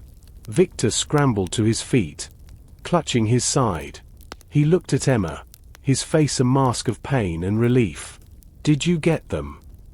"I have 10. Emma panted, her face flushed. "And I have the one in the book." "That's 11. One is still missing." "Leave it," Victor said, grabbing her arm. "We don't have time. The guards outside will have heard the commotion. We have to get out of here before they seal the island." He pulled her toward a small service door hidden behind a colossal statue of a winged lion. As they burst out into the frigid night air, the sound of sirens began to wail in the distance, growing louder by the second. The shadows of the museum island seemed to reach for them, but Emma held the silver rings tight in her pocket. The 7th ring was safe, but the battle for the Elio Pride network had only just reached its most dangerous stage. They didn't go back to the hotel. Victor led Emma through a maze of narrow alleyways and dark courtyards, his knowledge of Berlin's backstreets proving to be expert. They eventually reached a nondescript brick building in the Kreuzberg district. It looked like an old warehouse, but when Victor pressed his palm against a hidden scanner near the door, a heavy steel plate slid back to reveal a high-tech keypad. "Welcome to the Real Thorn and Associates," Victor whispered as they stepped inside. The interior was a sharp contrast to the decaying exterior. It was filled with glowing monitors, server racks, and whiteboarded walls covered in complex diagrams. A woman with short, spiked hair and glasses looked up from a computer station, her eyes widening. "Victor, we thought you were dead," she said, standing up. "Not today. Sarah, this is Emma Wright. She's the reason the lion didn't get his prize." Victor sat down heavily on a swivel chair, wincing as he pulled his shirt away from the burn mark on his ribs. Sarah immediately began to tend to his wound, but Victor waved her away, pointing at the rings Emma had placed on a clean metal table. "Emma found something," Victor said. "Tell her." Emma stepped forward, her hands still shaking. "The rings, they aren't just hardware keys. When I looked at the 7th ring back at the hotel, I saw a marking, 7 of 12. But now that I have the others, I've noticed something else." She picked up the rings one by one, lining them up under a powerful desk lamp. "If you look at the inner bands under magnification," Emma explained, "the circuit paths aren't identical. They are fragments. It's like a jigsaw puzzle made of electricity. If you align them in a specific order, chronological by the date they were supposed to be minted, they form a single, continuous map." Sarah leaned in, using a digital microscope to project the image onto a large wall monitor. As she rotated the rings, the gold and silver lines began to connect. It wasn't just a map of the world, it was a map of the stars. "It's the satellite positions," Sarah whispered, her voice full of awe. "The Heliopride network isn't just for surveillance. It's a weapon. These rings don't just see things, they control the orbital decay of the satellites. If someone has all 12, they can drop those satellites out of the sky like kinetic bombs. They could hit any city on Earth with the force of a nuclear strike, without the radiation." Emma felt a cold shiver go down her spine. That's why they need the 12th ring. Without it, the map is incomplete. They can't aim. "Where is the 12th ring, Victor?" Emma asked, turning to the detective. Victor looked at the screen, his face grave. "It's not in Berlin. The 12th ring was never part of the Goldstein collection. It was a master key kept by the creator's daughter. According to our files, it was lost during the liberation of Paris in 1944. If we can't find it, the Pride can't use the network," Emma said, a small spark of hope in her voice. "But they know where it is," Victor replied. "That's why they were on the Midnight Star. They weren't just going to Berlin, they were retracing the route the daughter took when she fled, and the last place she was seen was a small village in the Swiss Alps." The peace of the safe house was shattered by a sudden, shrill alarm. Sarah's fingers flew across her keyboard. "They found us. They've bypassed the external firewall. They are tracing the physical location of the rings." "How?" Emma asked, her voice rising in panic. "I thought the safe house was secure." "The rings themselves," Victor said, standing up and grabbing his coat. "They have a low-frequency beacon that activates when they are brought together. We fell for the oldest trick in the book. They wanted us to gather them." "We have to move," Sarah said, grabbing a laptop and several hard drives. "The back exit leads to the U-Bahn tunnels. It's the only way to lose a thermal trace." They scrambled through a heavy door at the back of the warehouse, descending a set of rusted iron stairs that led deep underground. The air was damp and smelled of ozone and wet stone. Below them, the distant roar of a subway train echoed through the darkness. They reached the tracks just as a yellow U-Bahn train pulled into the station. The platform was nearly empty at this hour. They slipped into the last car, huddled together in the corner. Emma kept her hand on the bag containing the 11 rings. She felt like she was carrying a bomb. As the train pulled away, Emma looked through the window into the tunnel. For a split second, she saw a flash of red. "Victor!" She whispered. Someone's on the tracks. Don't look. Victor commanded. Just keep your head down. The train sped up, the lights of the tunnel flickering past. Suddenly, the car jolted. There was a loud, metallic thud on the roof. The passengers in the car looked up, confused and frightened. Then, the emergency brake hissed, and the train began to scream to a halt in the middle of the dark tunnel. They cut the power. Sarah cried, looking at her laptop. They've hijacked the transit control system. The doors of the car didn't open. The lights flickered and died, leaving them in total darkness. Emma could hear the sound of boots on the roof of the train. Then, the sound of glass shattering. A flash grenade exploded in the center of the car, filling the space with blinding white light and a deafening roar. Emma fell to the floor, her ears ringing. Through the haze, she saw shadows dropping from the ceiling. They were wearing gas masks and tactical gear. The bag. Get the bag. A voice shouted. Emma felt a hand grab her shoulder. She kicked out blindly, her foot connecting with something hard. She scrambled away, clutching the bag to her chest. She found the emergency release for the door and pulled it with all her strength. The door groaned and slid open a few inches, just enough for her to squeeze through. She dropped onto the tracks and began to run into the darkness of the tunnel, the sound of heavy boots following close behind. She didn't know where she was going. She only knew that she couldn't let the pride get the rings. Emma ran until her lungs burned like fire. The U-Bahn tunnel was a nightmare of shadows and dripping water. Behind her, the beams of tactical flashlights cut through the dark, getting closer. She saw a small maintenance door to her right and ducked inside, sliding down a concrete chute that led even deeper into the city's belly. She landed in a pool of shallow, oily water. She was in the Source, a vast network of brick tunnels that ran beneath the Spree River. She stayed silent, listening. The sounds of her pursuers grew faint and then vanished. They had lost her in the maze. Emma! A voice whispered from the darkness.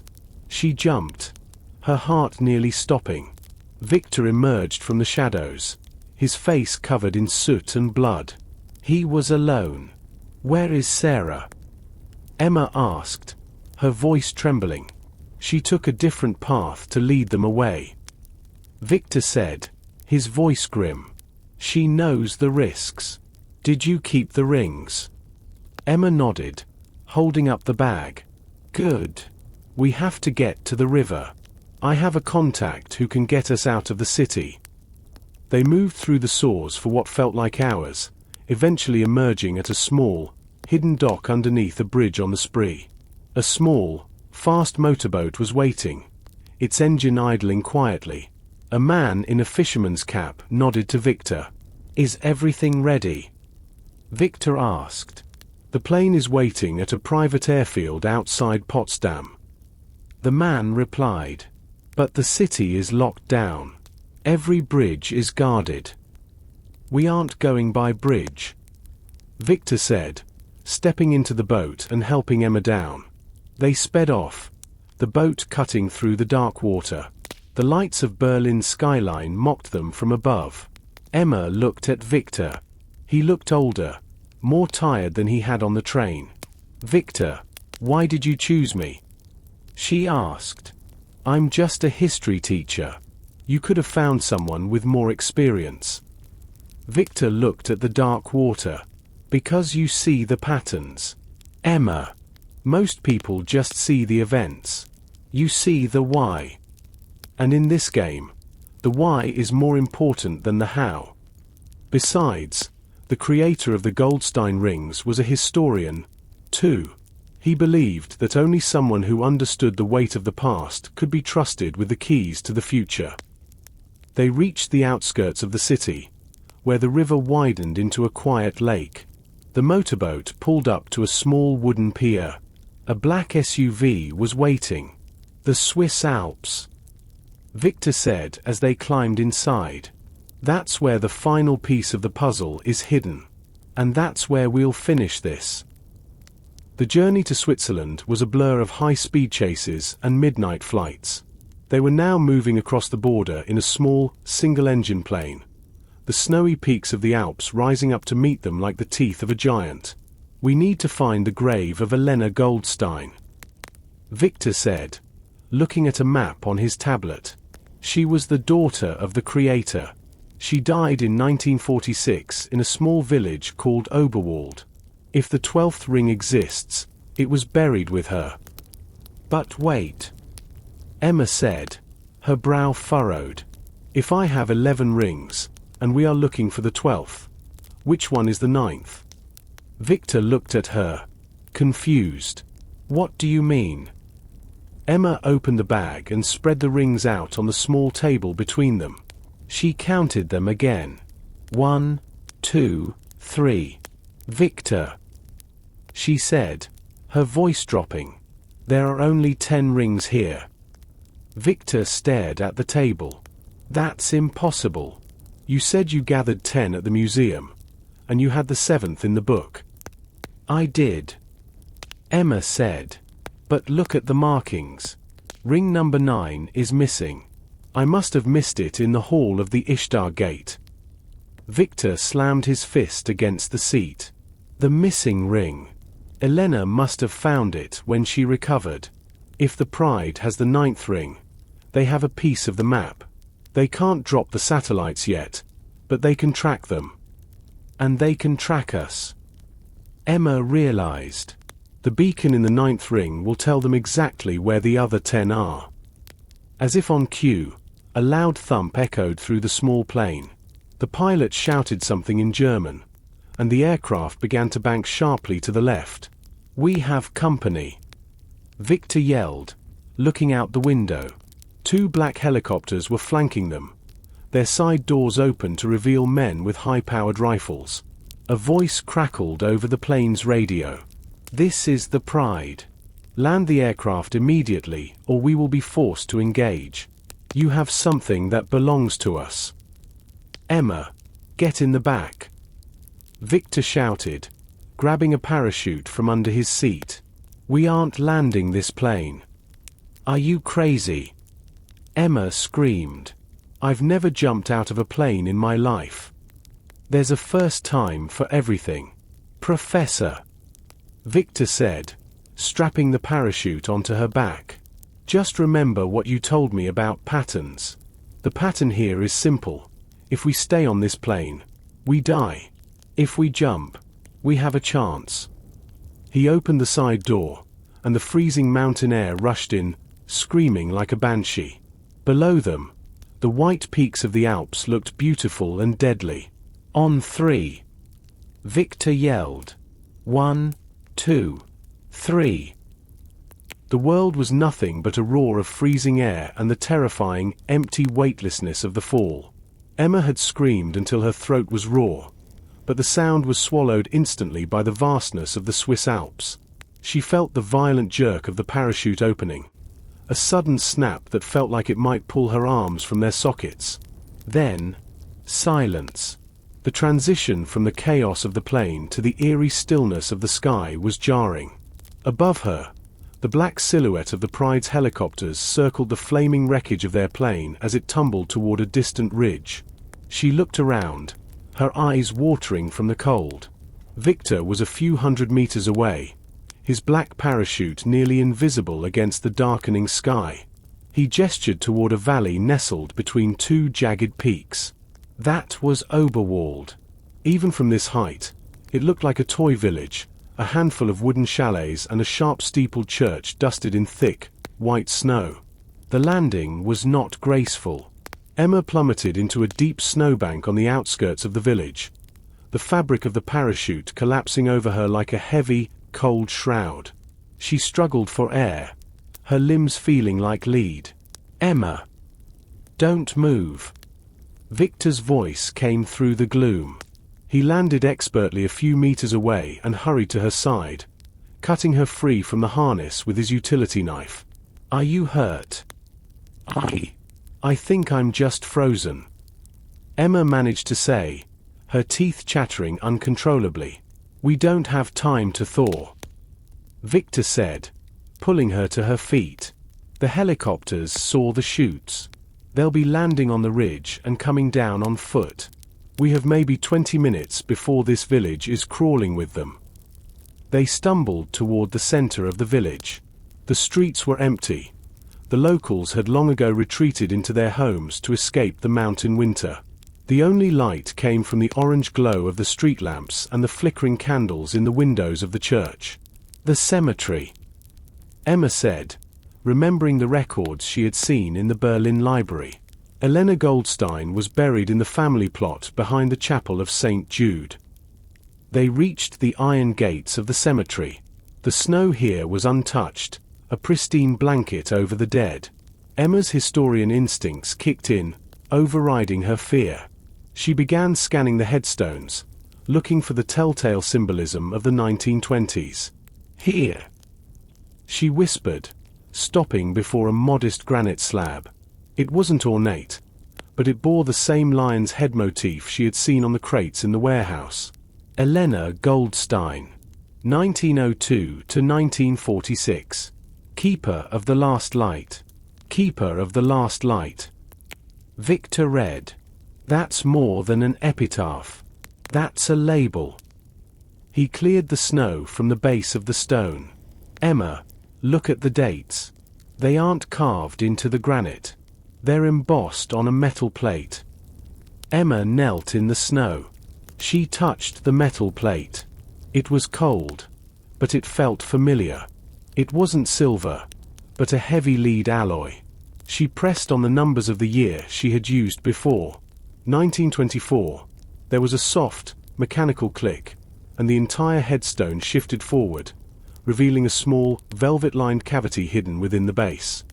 Inside the cavity sat a small, tarnished silver box.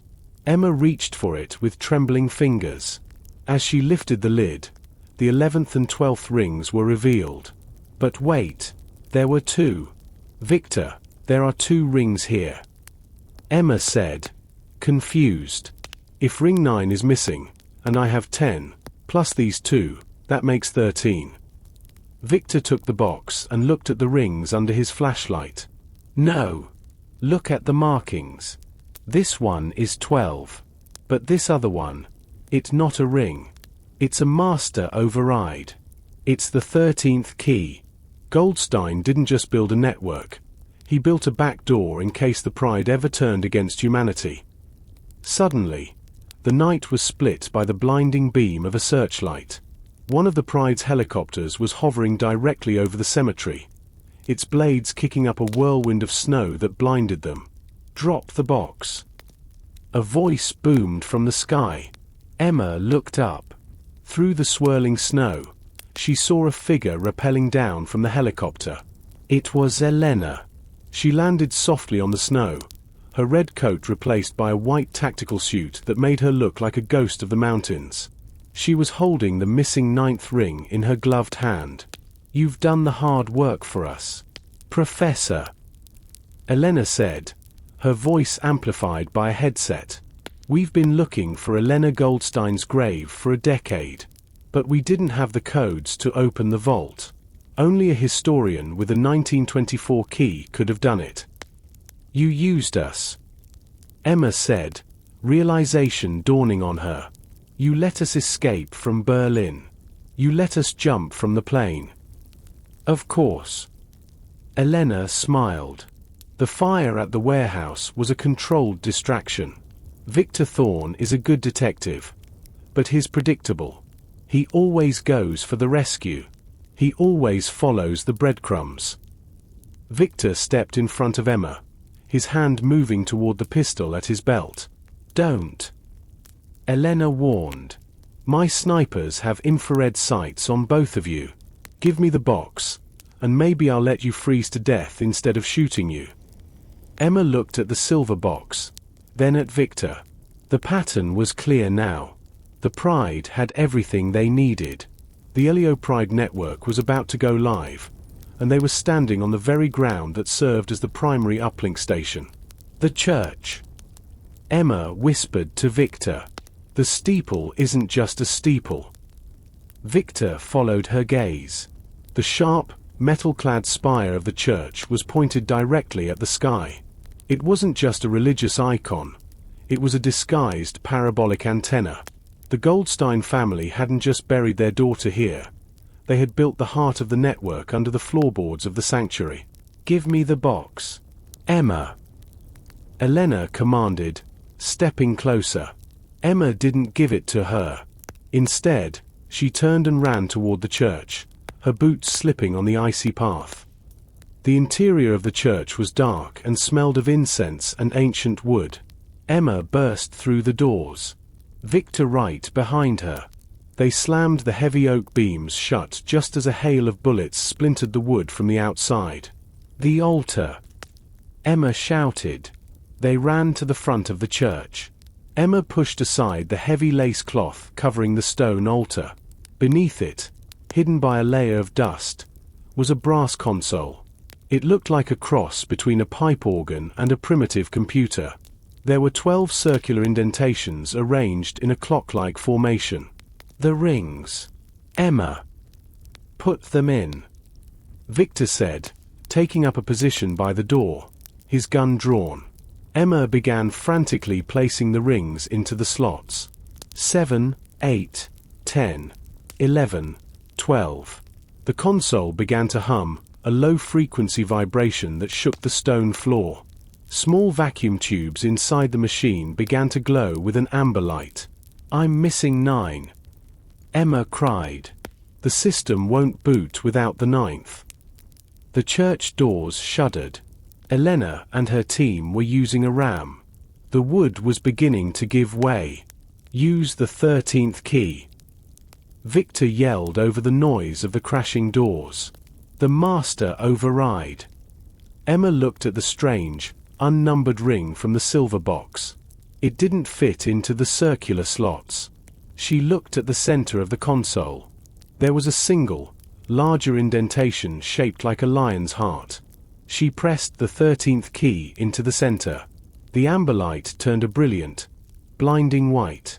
A holographic display projected into the air above the altar. A map of the globe surrounded by a swarm of glowing dots. "The satellites.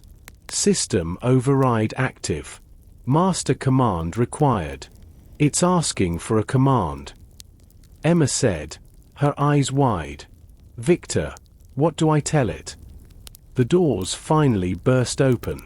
Elena stepped into the sanctuary, her white suit stained with soot. She held the 9th ring up. "You're too late, Emma," Elena said. "The 10th, 11th, and 12th rings are already synced to the master server via the church's antenna. My ring is the final handshake. Once I place it, the Pride command will execute. The satellites will fall, and the world's cities will be held hostage." "Why?" Emma asked, desperate to buy time. "Why destroy everything?" "To rebuild it," Elena said, walking slowly down the aisle. "The current world is chaotic, led by fools. With Leo Pride, we can enforce order. We can see every move, stop every threat before it starts. It's not a weapon, Emma. It's a cure. It's a cage." Emma countered. Elena reached the altar. She didn't look at Victor's gun. She knew his snipers wouldn't let him fire. She reached out to place the 9th ring into the final slot. As Elena's hand descended toward the console, Emma realized something. She had spent her life studying the past to understand the motives of the people who shaped it. Elena wasn't a visionary. She was a narcissist. And every narcissist has a blind spot. "Wait," Emma shouted. "If you put that ring in now, you'll trigger the purge." Elena paused, her finger millimeters from the slot. "What purge?" "The Goldstein purge." Emma lied, her voice filled with fake urgency. "I read it in the library records. Goldstein knew his invention would be stolen. He built a trap. If the rings are entered in the wrong sequence, if the 9th ring is the last one entered, It triggers a thermal overload in the satellites. They won't just fall, they'll explode in orbit, creating a debris cloud that will trap humanity on Earth for 1,000 years. You'll have order, Elena, but you'll be ruling a graveyard with no sky. Elena's eyes flickered with doubt. She looked at the glowing holographic map. You're lying. You're trying to save your friend. Look at the interface. Emma pointed to the flashing red icons on the map. Why do you think the 13th key is glowing red? It's a warning. Victor, sensing Emma's plan, lowered his gun. She's right. Elena, I saw the schematics in the vault. The sequence matters. The 9th ring had to be 5th. You missed the window. Elena looked from Emma to the console. The pressure was mounting. Outside, the wind howled through the broken doors, and the church felt like it was at the center of a brewing storm. Then I'll reset it. Elena hissed. She reached for the 13th key to pull it out. No! Emma screamed. The moment Elena touched the master key, Emma slammed her hand down on the 9th ring, forcing it into its slot. The console didn't explode. It didn't purge. Instead, a calm, mechanical voice filled the sanctuary. 13th key detected. Biometric signature. Unknown. Authorization required. Emma Wright. What? Elena gasped, her hand still frozen on the master key. The creator's daughter. Emma whispered. Elena Goldstein was a history teacher, too. She didn't leave the ring for a spy. She left it for someone who would understand her father's regret. The ring recognized my DNA from the blood on my hands when I opened the grave. Command.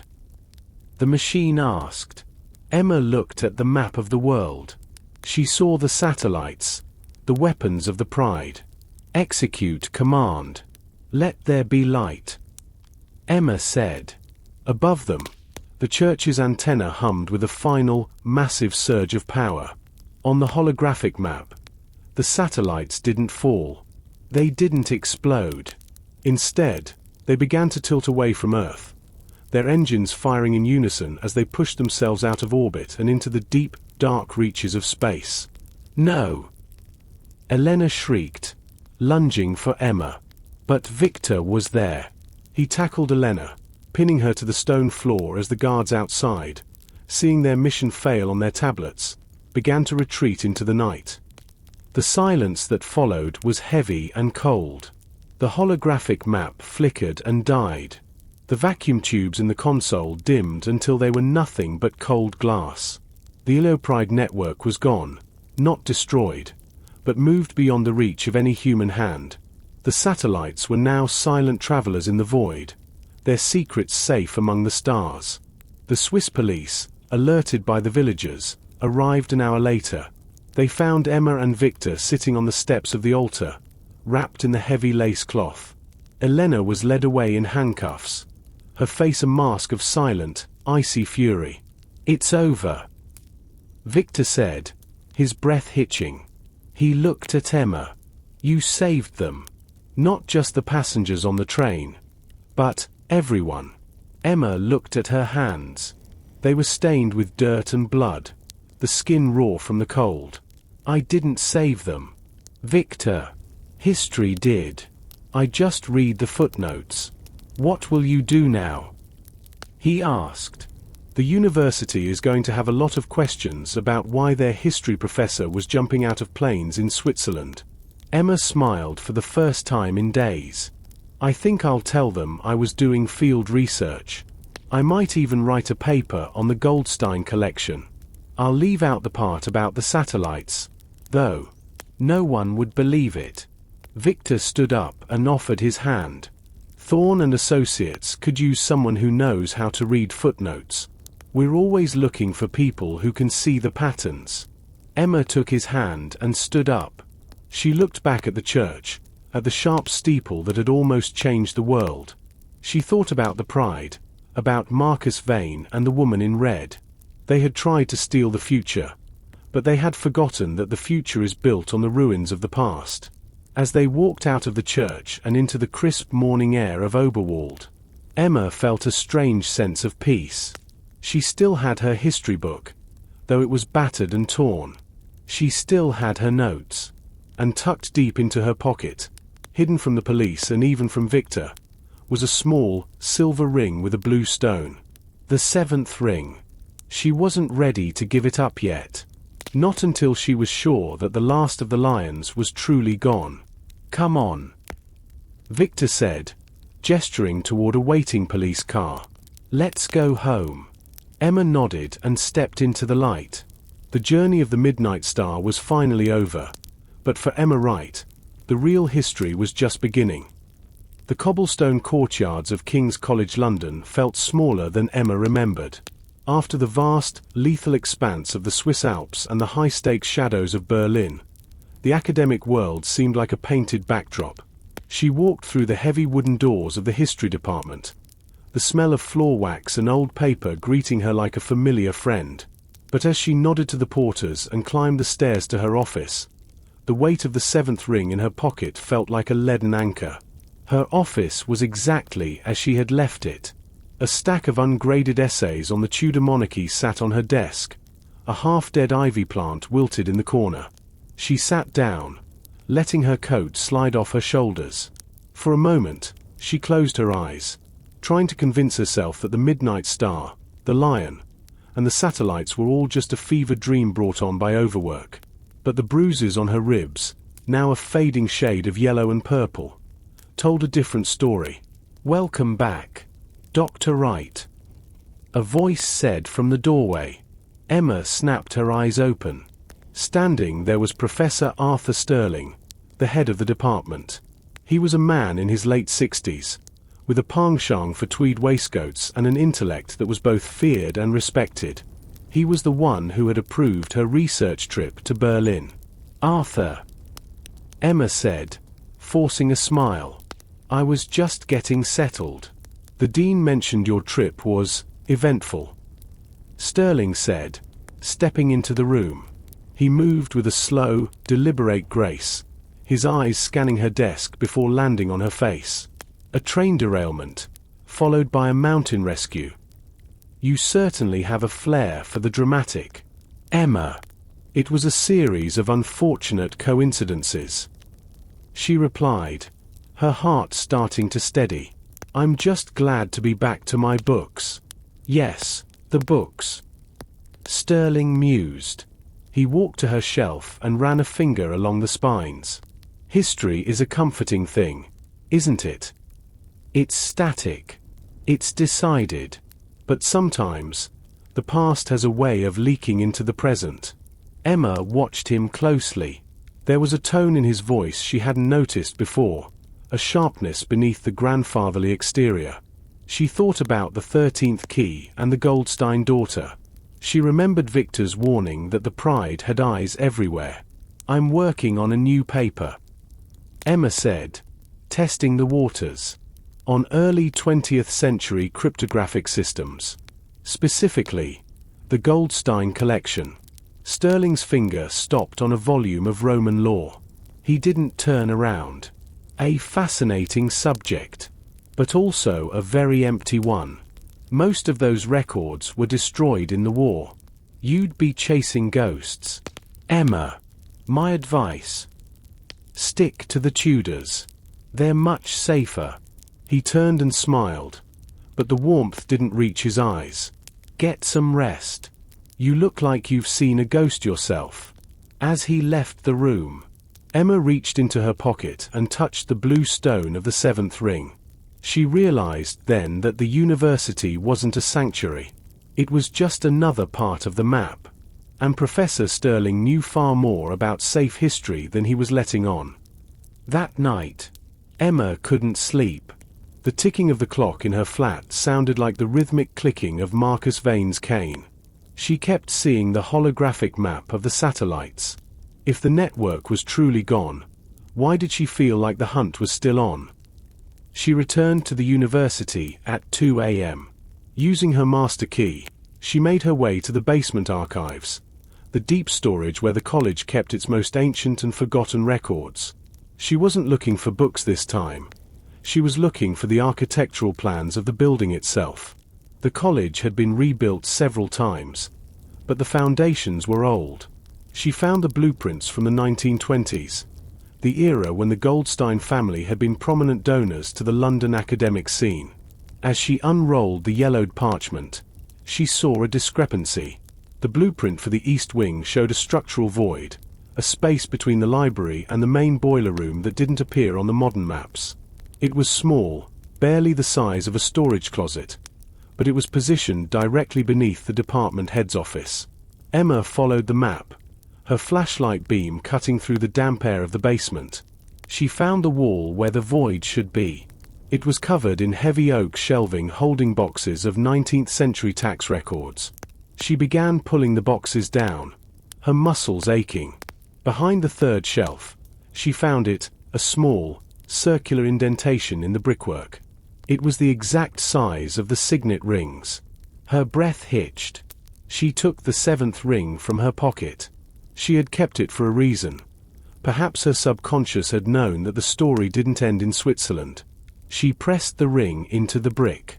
A section of the wall vibrated and then slid backward with a heavy, grinding sound. Behind it was a small, perfectly preserved office from the 1920s. On the desk sat a vintage typewriter, a stack of telegrams, and a framed photograph. Emma picked up the photograph. It was a group of 3 people, a young, smiling Elena Goldstein, a man who must have been her father, and a third person, a young man with a familiar, sharp gaze. It was a young Arthur Sterling. The telegrams on the desk were dated from 1945. They weren't about history. They were about the preservation of the LEO initiative. Sterling hadn't just been a student of the Goldsteins. He had been the architect of the Pride's long-term survival. He wasn't the great lion. He was the one who had raised the Pride from the beginning. I told you it was a dangerous subject. Emma.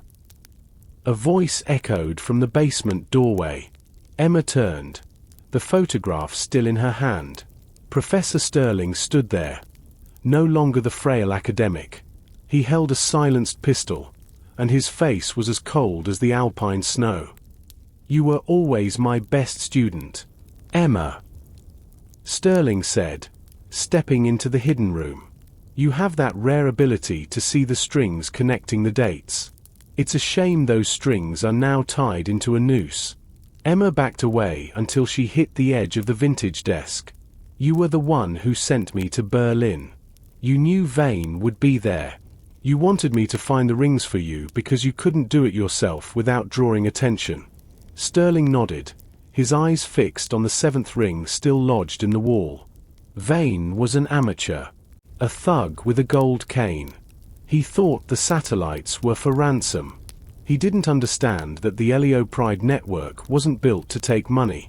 It was built to take time. What are you talking about? Emma asked, her hand searching the desk behind her for anything she could use as a weapon. The satellites were carrying more than surveillance gear. Sterling explained. They were carrying the most advanced quantum clock ever created. If you control the synchronized time of the world's digital infrastructure, you control the sequence of every transaction, every communication, every heartbeat of the modern world. You don't need to steal money if you can decide when it exists. He gestured with the gun. The light command you executed in Switzerland didn't launch the satellites into deep space. It put them into a high-altitude dormant orbit. They are waiting for the final handshake, the one that can only happen here, in the heart of the Foundation. Emma's hand closed around a heavy glass paperweight on the desk. I won't let you do it, Arthur. The network is too dangerous. History is full of dangerous things that change the world for the better. Sterling countered. The printing press, the steam engine, the atom. This is just the next step. Now, give me the ring. Emma looked at the paperweight, then at the ring in the wall. She realized the ring was still acting as a key, keeping the hidden door open. If she pulled it out, the door might close, but Sterling was between her and the exit. "You said I was your best student," Emma said, her voice trembling but determined. "Then you should know I always check my sources." She slammed the paperweight down on the vintage typewriter. The mechanical keys jammed, triggering a secondary security measure built into the desk.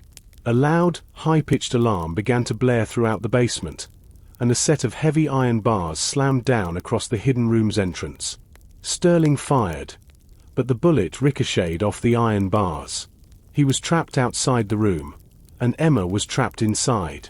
"The porters will be here in minutes," Emma shouted over the alarm. "They won't get here in time." Sterling yelled back, his face contorted with rage.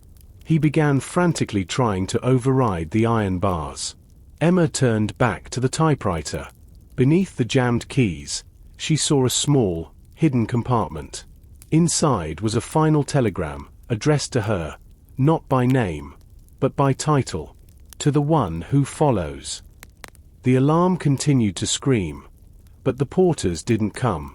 Emma realized that Sterling must have disabled the external alarms. The sound was only echoing in this deep, forgotten basement. She was alone with a man who wanted her dead, separated only by a set of 1920s iron bars. "Emma, listen to me," Sterling said, his voice dropping to a calm, terrifying whisper. "The bars are old. The mechanism is failing.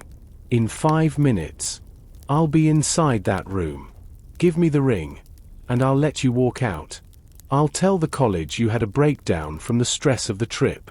You can keep your job. You can keep your life."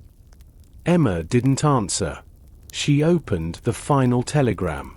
It was written in a complex polyalphabetic cipher, the kind she had studied for her dissertation. She didn't have time for a full decryption. She needed the keyword. She looked around the small room. The Goldsteins loved patterns. The rings, the dates, the lion. She looked at the photograph of the young Sterling. He was wearing a university tie.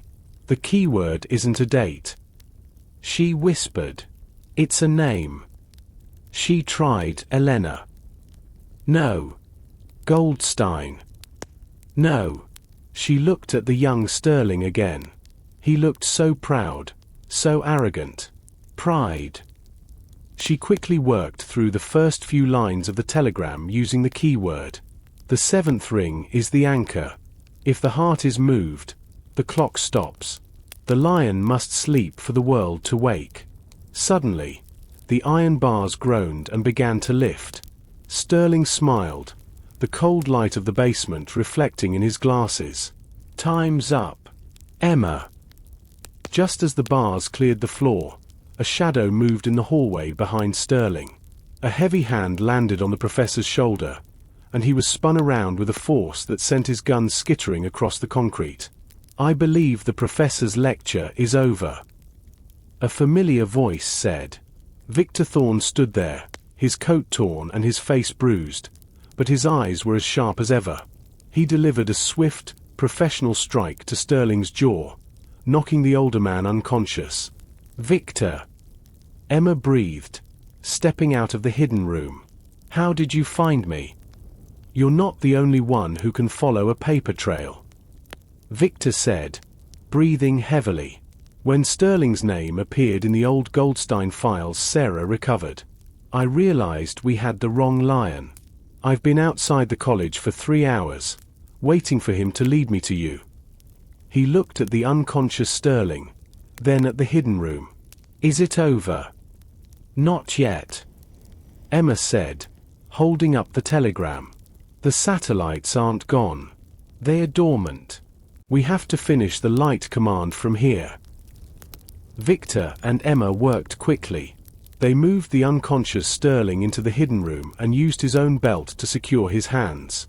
Victor then stood guard at the basement entrance while Emma returned to the vintage desk. "The telegram says the 7th ring is the anchor," Emma explained, pointing to the ring still in the wall. "This room isn't just a hideout. It's a physical grounding point for the network.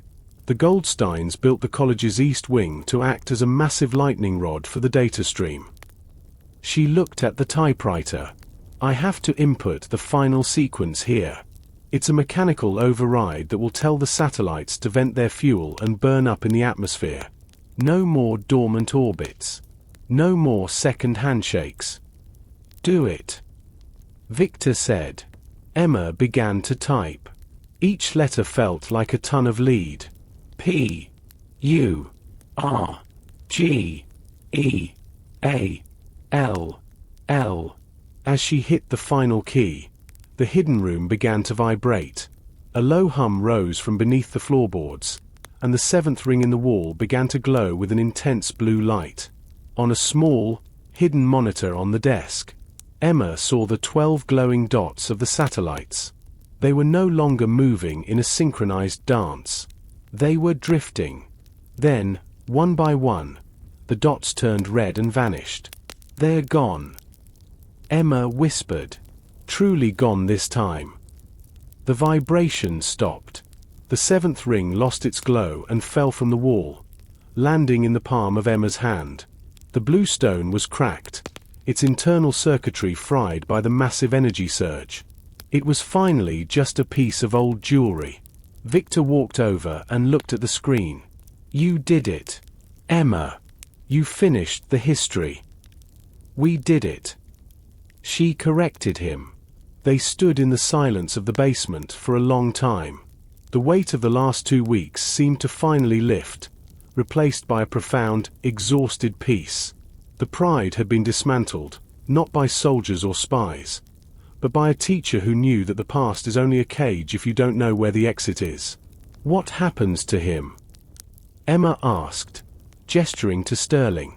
Sarah and the authorities are on their way. Victor said. He'll have a lot to answer for. Not just the espionage, but the people who disappeared over the last 40 years to keep this secret safe. He won't be teaching any more classes. Good. Emma said. She looked at her history book, lying on the floor where she had dropped it. I think I'm ready for a very long holiday. 1 month later, the halls of King's College London were filled with the bustle of a new semester. The scandal involving Professor Sterling had been quietly handled. The public story was a retirement for health reasons, followed by an ongoing investigation into financial irregularities. Only a few people knew the truth of what had happened in the basement of the East Wing. Emma stood at the lectern in her favorite lecture hall. Her students were settling in, their notebooks open and their pens ready. She looked at the syllabus on the screen behind her. Today, Emma began, her voice clear and steady. We are going to talk about the concept of the unseen hand in history. We often think of history as a series of grand events, wars, treaties, the rise and fall of empires. But true history is often written in the margins. It's written by people you've never heard of, using tools you can't see, to shape a world they will never inhabit. She saw a figure standing at the back of the hall. It was Victor. He was wearing a clean suit and looked rested. He gave her a small, almost imperceptible nod. History is not a static thing. Emma continued, her eyes sweeping over the room. It is a living, breathing warning. It tells us that power is never truly lost. It only changes shape. And it tells us that the most important weapon we have is not a gun or a satellite, but our ability to remember. After the lecture, the students filed out, chatting about their weekend plans. Emma began to pack her bag. Victor walked down the stairs to the front of the hall. Nice speech, Professor. He said. It was the truth. Emma replied. Are you leaving London? For a while. Victor said. There are other fragments of the Pride out there. Small groups that didn't know about the satellites but still have the ambition. Sarah found some leads in Sterling's private files. We have work to do. He reached into his pocket and pulled out a small, velvet box. I thought you might want this. It's a gift from Thorne and Associates. And Interpol. Emma opened the box. Inside was the seventh ring. The blue stone had been replaced with a beautiful, deep sapphire. The cracks were gone, but the lion's head remained. "It's not a key anymore," Victor said. "Just a ring. To remind you that you're part of the pattern now." Emma slipped the ring onto her finger.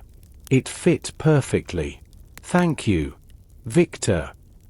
"Don't thank me," he said, turning to leave. "Just keep teaching.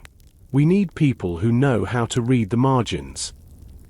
Emma sat on the evening train to Edinburgh.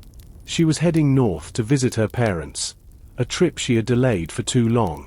The sun was setting over the English countryside, painting the fields in shades of gold and purple. The rhythm of the wheels against the tracks was a soothing, familiar song. She pulled out her laptop and opened a blank document. She began to type. "The Midnight Star. A history of the Goldstein legacy." She wasn't writing a spy novel or a thriller. She was writing a historical account of the people who had tried to save the world from their own inventions. She wrote about the daughter who died in the Alps, the father who regretted his genius, and the teacher who found the truth in a secret pocket. She looked at her hand, where the sapphire ring caught the fading light. She realized that she would never be just a history teacher again. She was a keeper of the last light, just as Elena Goldstein had been. The train slowed as it pulled into a small station. Emma looked out the window. For a moment, she thought she saw a man in a long, dark coat standing on the platform. She felt a brief flash of the old fear, a shadow of the lion in the snow. But then the man turned, and she saw it was just a traveler waiting for his own journey to begin. Emma smiled and turned back to her screen. The world was safe. The satellites were gone, and the margins were clear. She hit the save button and watched the cursor blink in the quiet of the car. The mystery of the Midnight Star was over. But history, Emma knew, was just getting started.